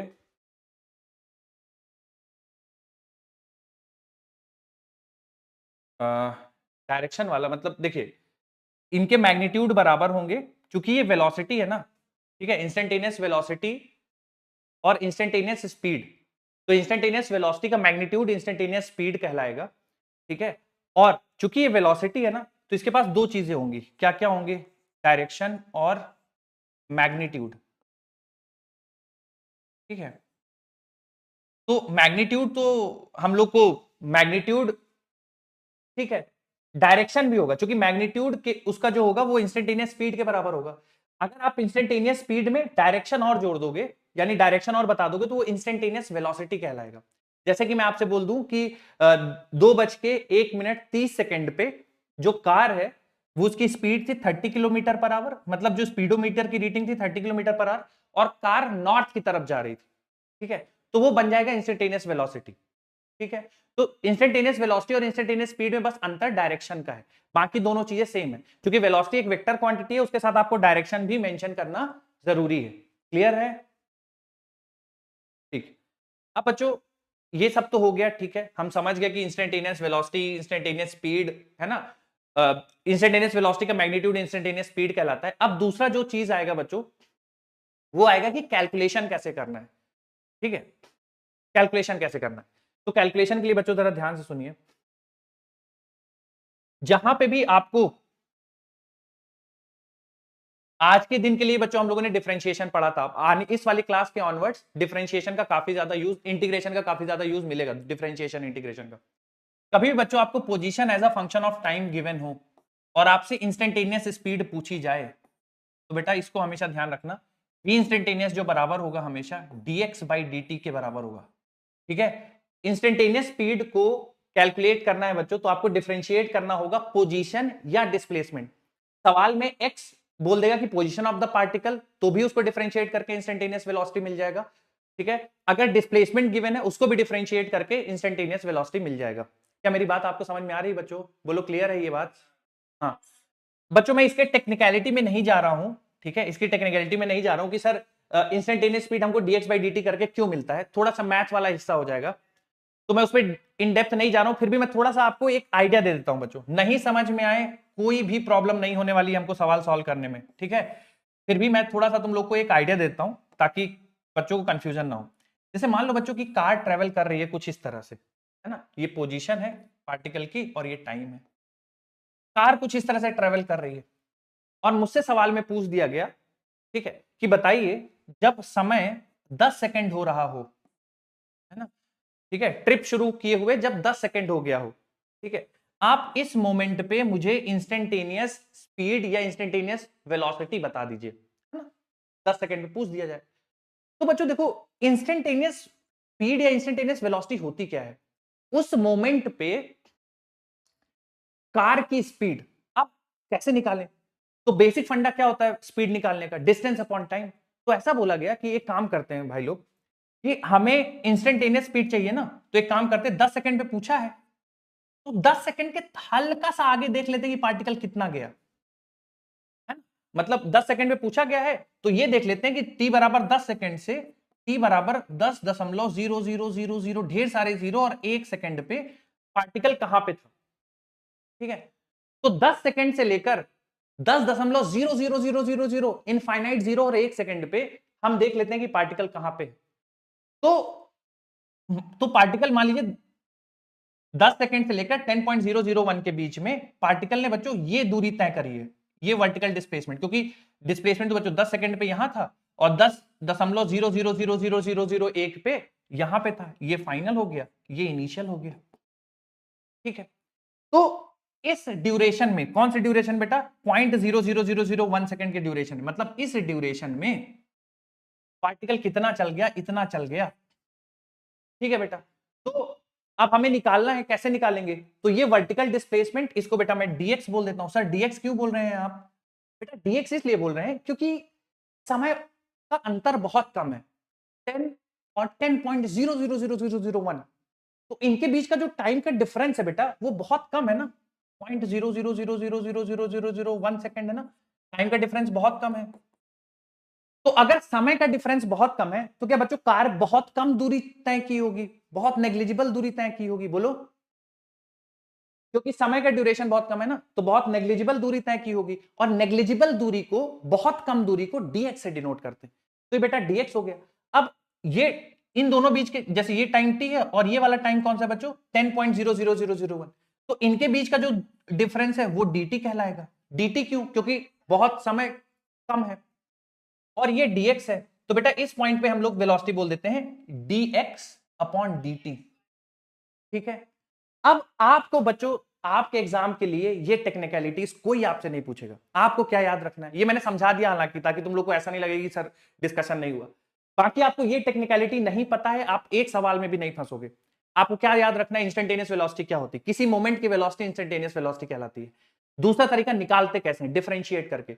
जब भी position given हो, displacement given हो, कई बार डिस्टेंस गिवन हो, उनको डिफरेंशिएट कर दोगे तो इंस्टेंटेनियस वेलोसिटी आ जाएगी। बोलो क्लियर है क्या बेटा? एक एक एग्जांपल के तौर पे मैं समझाता हूं, जरा ध्यान से देखिएगा। सवाल में दिया हुआ बच्चों x बराबर T cube plus 2t square minus 3, और आपसे सवाल में पूछ दिया गया है फाइंड वेलोसिटी एट t बराबर 2 सेकेंड। तो बच्चों मैं कैसे निकालूं? बोलिए, वेलोसिटी के लिए मैंने आपको क्या बताया? डिफरेंशिएट करना है। हाँ, डिफरेंशिएट कर देंगे तो dx बाई dt निकालेंगे बेटा।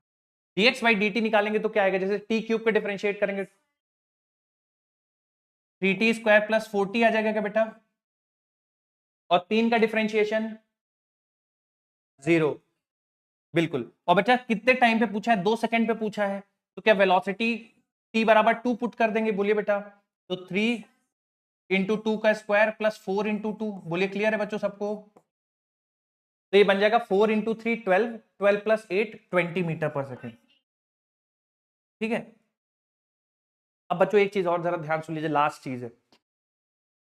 जब भी आपको वेलोसिटी बोले ना कि फाइंड वेलोसिटी एट t बराबर 2, फाइंड वेलोसिटी एट t बराबर 3, फाइंड वेलोसिटी एट t बराबर 10, जब एग्जैक्टली टाइम बता दे 2, 5, 4, 3, 10, 12, 15, तो समझ जाना कि इंस्टेंटेनियस पूछ रहा है। बोलो क्लियर है? 2, 4, 10, 12, 15, 20, 25 कोई डेफिनेट टाइम दिया कि इस मोमेंट पे बता दो, तो समझ जाना क्या पूछ रहा है। बोलो बेटा।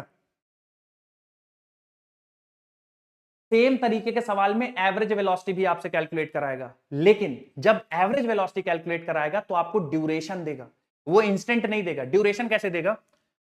एवरेज बोलेगा कि एक पार्टिकल ट्रेवल कर रहा है जिसका डिस्प्लेसमेंट कुछ इस तरह से, find average velocity for t बराबर 2 से लेकर t बराबर 10 तक। मेरी बात समझ में आ रही है? तो एवरेज वेलोसिटी जब पूछेगा तो बच्चों ड्यूरेशन देगा कि t बराबर 2 से t बराबर 5, t बराबर 1 से t बराबर 4, t बराबर 0 से t बराबर 10, t बराबर 10 से t बराबर 20। मेरी बात समझ में आ रही है बच्चों?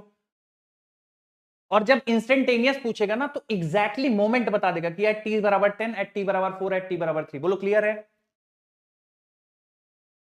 अच्छा, तुम लोगों ने इंस्टेंटेनियस स्पीड के बारे में जितना इधर मैंने बताया सब नोट कर लिया ना, इधर वाला? चलो, ये लिखिए, ये फॉर्मूला लिखिए। अगर आपको लग रहा है लिखने की जरूरत है लिखिए, नहीं लिखेंगे तो भी काम चलेगा। सवाल लिखिए, फिर आगे बढ़ते हैं।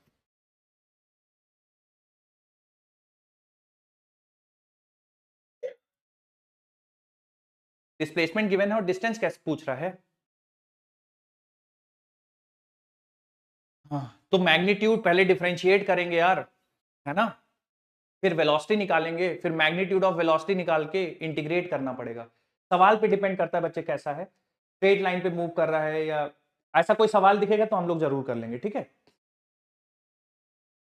सवाल पे निर्भर करता है बेटा क्या पूछ रहे हैं। बोलिए।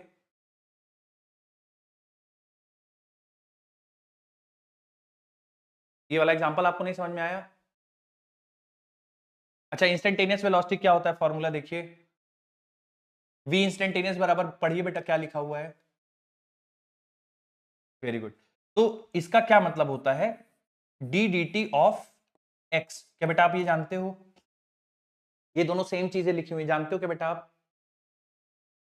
अब ये डी बाई डी टी का क्या मतलब होता है बच्चा? ये जो डी बाई डी टी, इसका क्या मतलब होता है? ये क्या दिखाता है कि क्या करना पड़ेगा, कौन सा प्रोसेस अपनाना पड़ेगा, इसका क्या मतलब होता है? डिफरेंशिएशन। बोलो। तो इसका मतलब लिखा हुआ है वी इंस्टेंटेनियस बराबर डिफरेंशिएशन ऑफ डिस्प्लेसमेंट। बोलिए ठीक है। तो अब हमारे पास x ये गिवन है, मतलब अब हमें इस चीज को डिफरेंशिएट करना है इंस्टेंटेनियस वेलोसिटी निकालने के लिए। अगर आपको नहीं याद रहता है तो इस चीज को ध्यान रखिएगा, जब भी पोजीशन गिवन हो, डिस्प्लेसमेंट गिवन हो, डिस्टेंस गिवन हो, इंस्टेंटेनियस वेलोसिटी या इंस्टेंटेनियस स्पीड पूछे तो आपको डिफरेंशिएट करना है। अब हमारे पास पोजीशन गिवन है, इंस्टेंटेनियस वेलोसिटी पूछा है t बराबर 2 सेकंड पे। हमें कैसे पता चला कि इंस्टेंटेनियस पूछा? क्योंकि मोमेंट दे दिया है कि एग्जैक्टली 2 सेकंड पे बताओ, 3 पे भी नहीं बताओ, 2.5 पे नहीं, एग्जैक्टली 2। तो जैसे ही देखा कि यार 2 पे बताना है, इसका मतलब इंस्टेंटेनियस बताना है, इंस्टेंटेनियस मतलब डिफरेंशिएट करना होगा।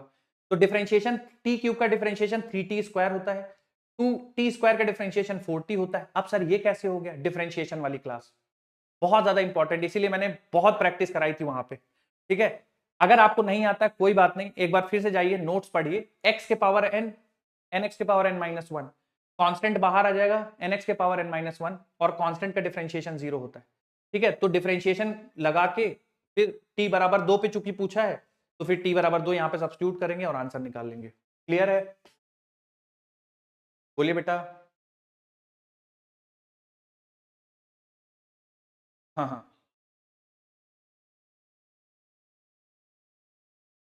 डिस्प्लेसमेंट कितना है बेटा? टी माइनस टू का होल स्क्वायर। ओके। और क्या पूछा है इन्होंने? फर्स्ट 4 सेकंड पे डिस्टेंस पूछा है, ठीक है।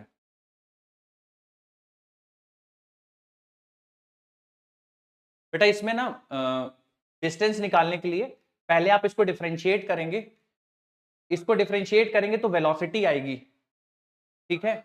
फिर उसको इंटीग्रेट करेंगे, ठीक है? जो मैं इसको देख पा रहा हूं, इसको डिफरेंशिएट करने पे आएगा 2t-2, 2t-4 आ जाएगा, नहीं, 2 ब्रैकेट के अंदर t-2, हाँ, तो 2t-4 वेलोसिटी आ जाएगी, है ना? तो इसमें यार, और कहां से कहां तक पूछा है बेटा? 0 से लेकर 4 तक। हाँ, तो यार बच गए हम लोग इस वाले सवाल में, नहीं तो दो हिस्सों में तोड़ना पड़ता। तो ये देखिए हो जाएगा तुम्हारा 2t-4, यानी t बराबर 2 सेकंड। तो 2 सेकंड पे ये पलटी मार जाएगा, यानी 0 से 2 सेकंड के लिए अलग निकालो, ठीक है, इंटीग्रेट करके। और 2 सेकंड के, 2 सेकंड से 4 सेकंड के लिए अलग निकालो, और फिर उन दोनों के मैग्नीट्यूड जोड़ देना। क्लियर है? और बच्चों जो तुम लोग अभी ध्यान मत देना, मैंने ये सवाल ले लिया ऐसे, मैं बीच में एंटरटेन, तो तुम लोग घबराओ नहीं कि सर ये क्या डिस्कशन हो गया, तुम लोग मत घबराओ, ये सब हम करेंगे, ठीक है? तुम अभी इस पे फोकस करो बस।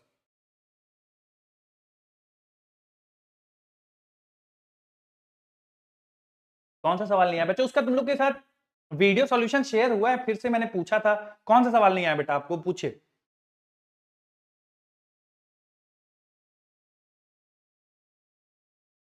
हाँ हाँ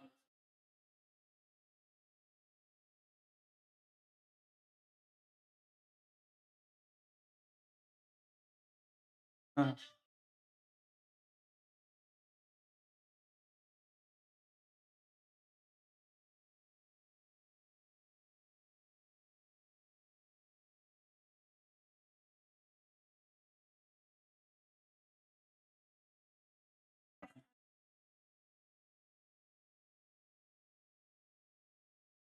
अच्छा, क्वेश्चन गलत था। अच्छा अच्छा, मेरे पास जो पेपर आया बच्चों उसमें वो जो क्वेश्चन का फॉर्मेट है वो असर्शन रीजन में ही दिया हुआ है, ठीक है। और के बराबर हाफ एम बी स्क्वायर बराबर एम ए है अगर पहला स्टेटमेंट, तो ये स्टेटमेंट गलत है, स्टेटमेंट वन गलत है, ठीक है। तो स्टेटमेंट वन गलत है तो फिर उसके हिसाब से जो भी आंसर पिक होना चाहिए वो हो जाए।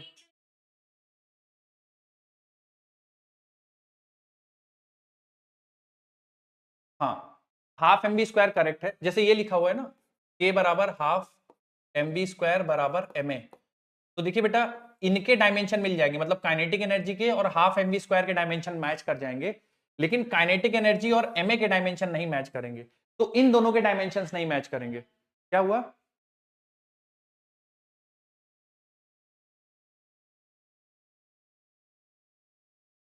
ठीक है, मैं एक बार देख लेता हूं स्टेटमेंट, ठीक है। बच्चों ये नोट कर लिया क्या आप सबने? बोलिए बेटा।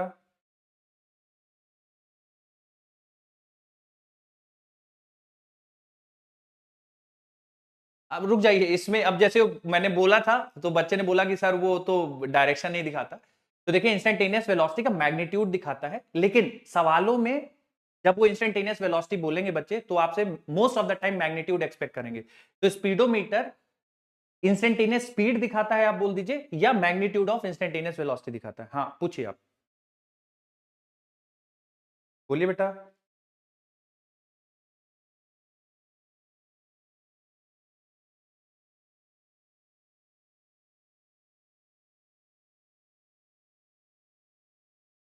ठीक है, सही बात है। हाँ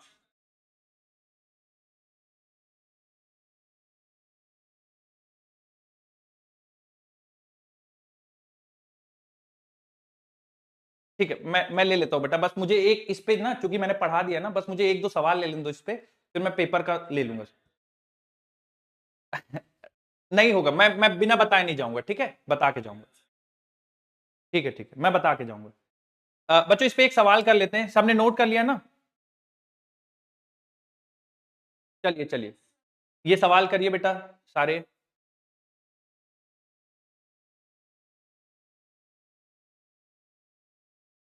वेट कर लीजिए बच्चे जब तक नहीं आ रही है, बाकी सेंटर वाले कर लो बेटा।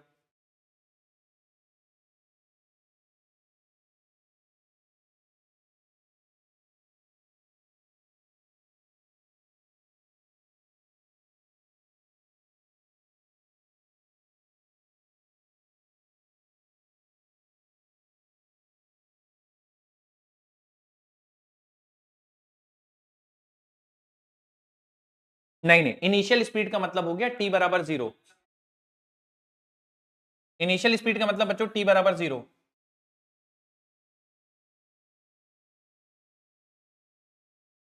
537।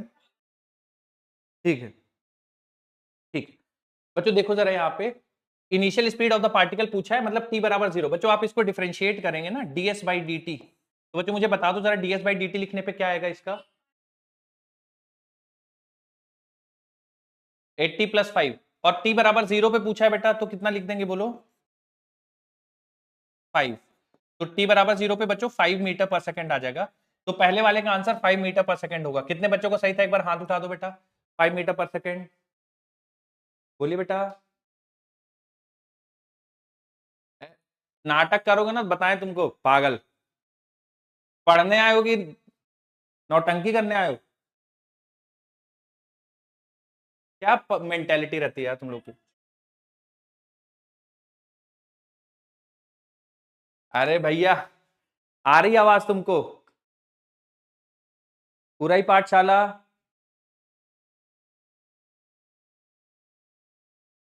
ये क्या करवा रहे हैं सर? क्या आवाज नहीं आ रही क्या मेरी? एक खैर, स्पीड बराबर, स्पीड एट टी बराबर 4 सेकेंड। तो देखिए टी बराबर 4 सेकेंड बच्चों, अगर आप स्पीड निकालेंगे तो टी बराबर 4 पुट कर देंगे बच्चों यहाँ पे। तो जैसे आप 4 पुट करोगे तो 32 + 5 37 आ जाएगा। तो बच्चों दूसरे वाले क्वेश्चन का आंसर आएगा 37 मीटर पर सेकेंड। क्लियर है क्या बच्चों सबको?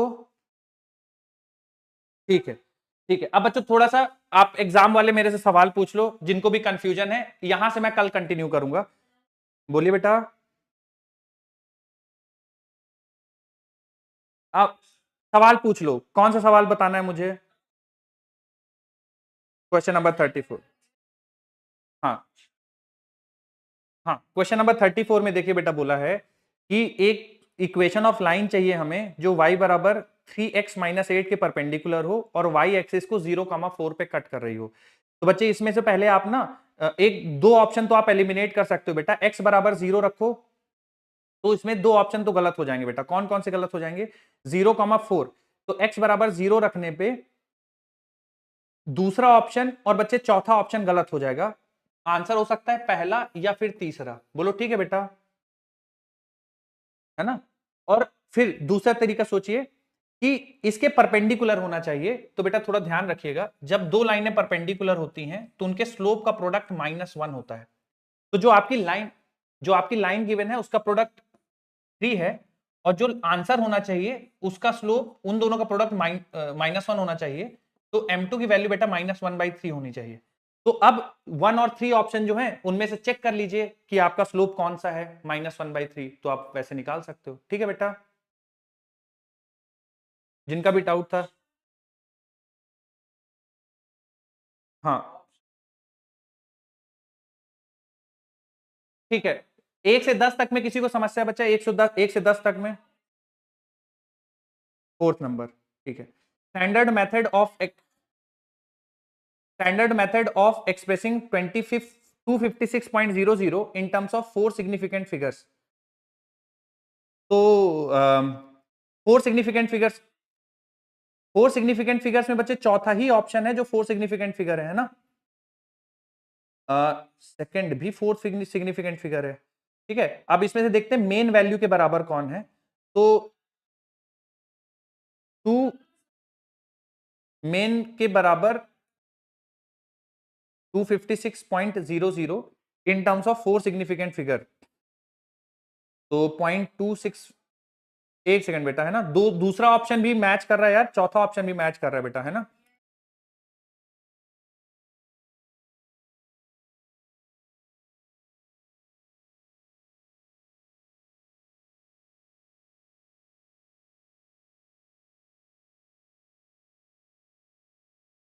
पहले वाले में कहीं, पहला वाला तो बच्चे इसलिए गलत हो जाएगा क्योंकि उसमें 1 2 3 4 5 सिग्निफिकेंट फिगर। ठीक है, दूसरे और चौथे में, अच्छा, standard method of expressing 256.00। Oh right right right, absolutely. तो तुम्हारा चौथा ऑप्शन सही होगा बेटा। ठीक है, हाँ सेकंड, हाँ सेकंड में, जो सेकंड,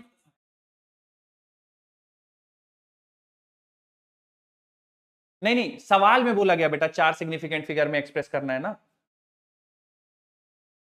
सवाल में बोला गया है। ठीक है, मैं पहले इसको डिस्कशन कर दूं बेटा। क्वेश्चन नंबर 4 सुन लीजिए। क्वेश्चन नंबर 4 में गिवन नंबर में 5 सिग्निफिकेंट फिगर है, लेकिन क्वेश्चन में पूछा गया कि 4 सिग्निफिकेंट फिगर में एक्सप्रेस करिए। तो 4 सिग्निफिकेंट के हिसाब से केवल दो ऑप्शन मैच करेंगे, ऑप्शन नंबर 2 और ऑप्शन नंबर 4। क्योंकि स्टैंडर्ड मेथड बोला गया है बच्चों, और जीरो से नहीं शुरू होना चाहिए, उसको उसके आगे कोई नंबर लिखा होना चाहिए, इसलिए चौथा ऑप्शन सेलेक्ट करेंगे। ठीक है, ठीक है। अब 1 से 10 तक में और किसी को समस्या बच्चे? 1 से 10 तक में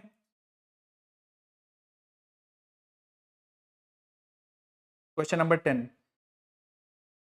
हाँ, क्वेश्चन नंबर 10, रुक जाओ बच्चे एक सेकंड। क्वेश्चन नंबर 10 में पूछा है the ratio of dimensions of Planck constant and moment of inertia. Planck constant and moment of inertia. तो प्लैंक कांस्टेंट के लिए बेटा आप लिख सकते हो E बाई एफ, है ना, एनर्जी डिवाइड बाय फ्रीक्वेंसी। और मोमेंट ऑफ इनर्शिया हो जाएगा बेटा आपका mr², है ना? तो ये मल्टीप्लाई होके देखिए बच्चों, E divide by F into mr² हो जाएगा। ठीक है, अब हमसे क्या पूछा गया, किसके डायमेंशंस के बराबर होंगे? तो देखो बच्चों एक सेकंड, इसको थोड़ा सिंप्लीफाई कर लेते हैं। एनर्जी हो जाएगा ml² t-2, ठीक है, और फ्रीक्वेंसी हो जाएगा, ये हो जाएगा ml² और फ्रीक्वेंसी हो जाएगा t-1, t-1 और मोमेंट ऑफ इनर्शिया हो जाएगा ml²। तो बेटा ml² कैंसिल हो जाएगा और ये होगा t-2+1, तो आंसर आ जाएगा t-1। फ्रीक्वेंसी के डायमेंशन के बराबर हो जाएगा, 10th का 4th होना चाहिए। चलो 11 से लेकर 20 तक बच्चों, किसी को समस्या 11 से 20? बोलिए। 5? हाँ 20वां क्वेश्चन।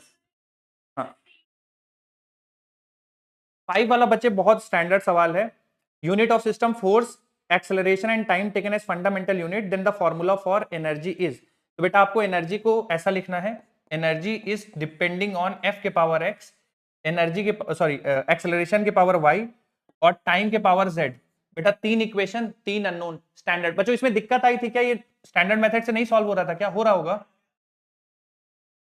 हाँ तो ये बच्चे आप सीधा सीधा लिखिए, एक्स वाई जेड की वैल्यू निकाल लीजिए। 20वां सवाल कुछ बच्चे कह रहे हैं, थोड़ा सा सुन लीजिए। 20वां सवाल, formula for kinetic energy is half mv² is equal to ma। Both the equation k बराबर हाफ mv² एंड k बराबर ma आर डायमेंशनली इनकरेक्ट। तो बेटा रीजन गलत है, ठीक है। Formula for kinetic energy is k बराबर है हाफ mv² बराबर ma, तो बच्चे असर्शन भी गलत है। हाँ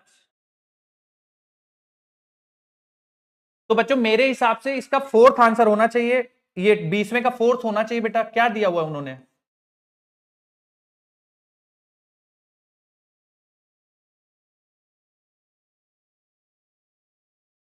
हाँ एक सेकंड बेटा, एक एक करके 20वां पहले डिस्कशन हो जाने दो, फिर आते हैं। हाँ अच्छा, चौथे वाले में बोला है असर्शन फॉल्स रीजन ट्रू, नहीं चौथा नहीं होगा, सॉरी सॉरी चौथा नहीं होगा।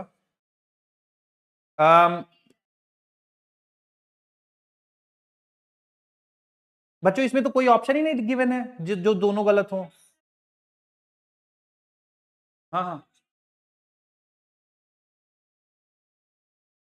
16 मुझे आइडिया नहीं बेटा। तो अच्छा सुन लो, 20th का असर्शन भी गलत है और रीजन भी गलत है बेटा, ठीक है।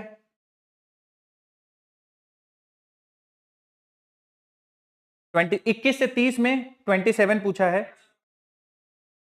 हाँ 27 पहले आ जाते हैं, 24 में भी आ जाएंगे। एक सेकंड बेटा, 27 पूछा है sine cube T x cube divide by D x will be.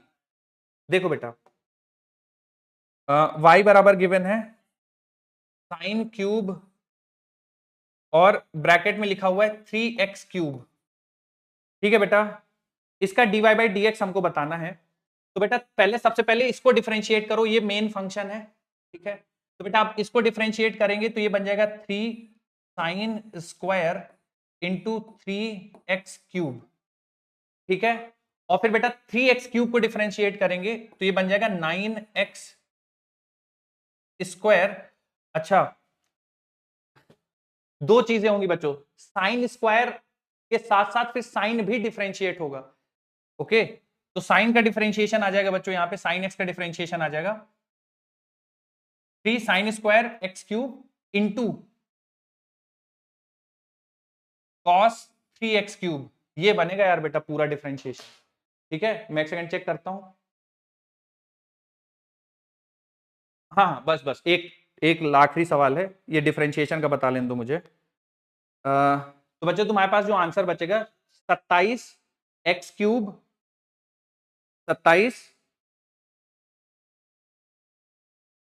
हाँ 27x² और sin² 3x3 cos 3x3, ये बनेगा बच्चों, थर्ड ऑप्शन बनेगा। एक सेकंड 30 बता देता हूं, हाफ ऑफ साइन x²।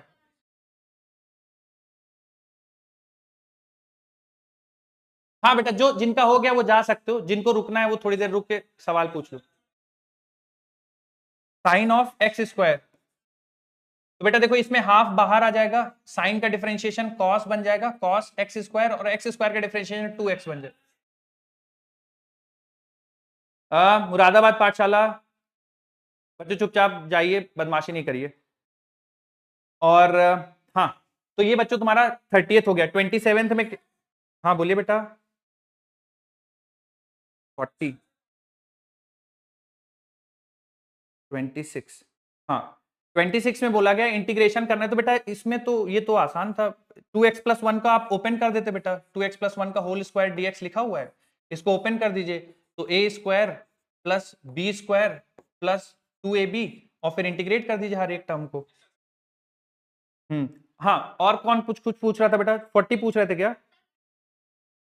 हाँ 33, एक सेकंड बच्चे, 40 देख लेता हूं मैं पहले, फिर 33 में आते हैं। 40 में पूछा गया ए और बी की वैल्यू गिवन है, ठीक है, ए प्लस बी और ए माइनस बी बता दिया गया है, ठीक है, और z बराबर A into B, correct order of percentage error. तो बच्चों इसको तो आपको कैलकुलेट करना पड़ेगा हर एक के केस में, है ना, जैसे a प्लस बी है तो, हाँ बोलिए,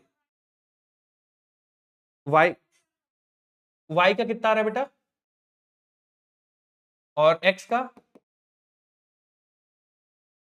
ठीक है, और z में प्रॉब्लम हो रही थी, ठीक है, तो z का तो बेटा ठीक है ना, परसेंटेज एरर इन z बराबर percentage error in a plus percentage error in b, सही है ना, तो परसेंटेज एरर इन a निकालेंगे बेटा तो 0.08 डिवाइड बाई 8 इंटू 100, सही है ना, और b का परसेंटेज एरर निकालेंगे बेटा तो 0.06 डिवाइड बाई 6 इंटू 100, तो ये मेरे हिसाब से 2% आ जाएगा बेटा ये,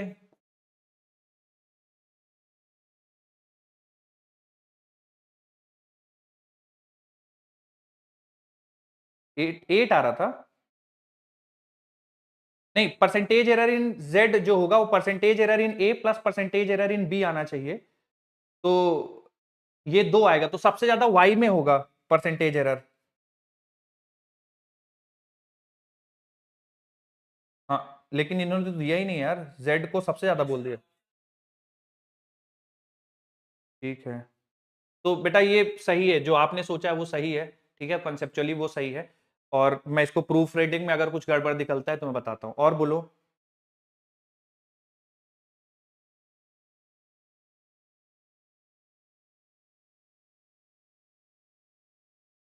हाँ बेटा, तो नहीं वो साइन के साथ है ना बेटा, ये साइन के साथ है, और ये 9x² अलग है, तो 9x² 3 से, हाँ हाँ, तो सही है ना बेटा, साइन स्क्वायर 3x³ दिया हुआ है ना, अच्छा 3x² लिख दिया उन्होंने, नहीं नहीं बेटा वो पहला वाले टर्म में 3x³ ही होगा,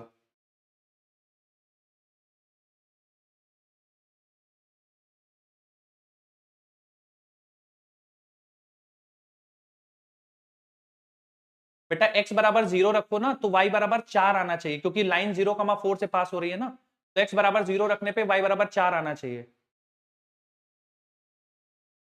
चलिए बच्चों और कुछ पूछना है आपको, 24, एक सेकंड 24 में देख लेता हूं फिर 33 पे आते हैं। 24 में देखिए बोला गया है 10th term from the end in the AP is 95, then the number of terms in the AP are, 10th term from the end in the AP is 95, then the number of terms in the AP are,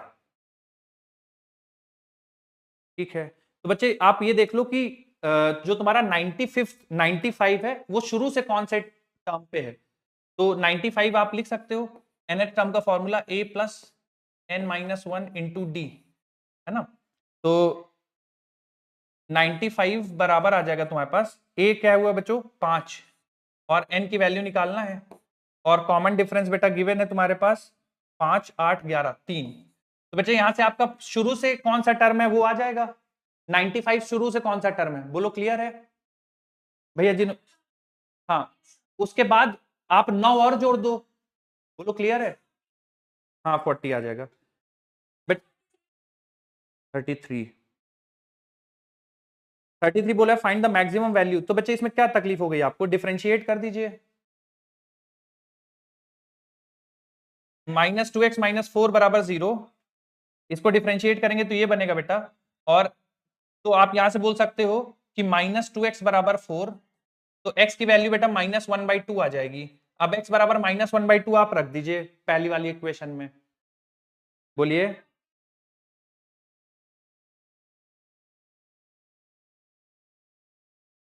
कर सकते हो बेटा, z मान के भी कर सकते हो, आ जाएगा।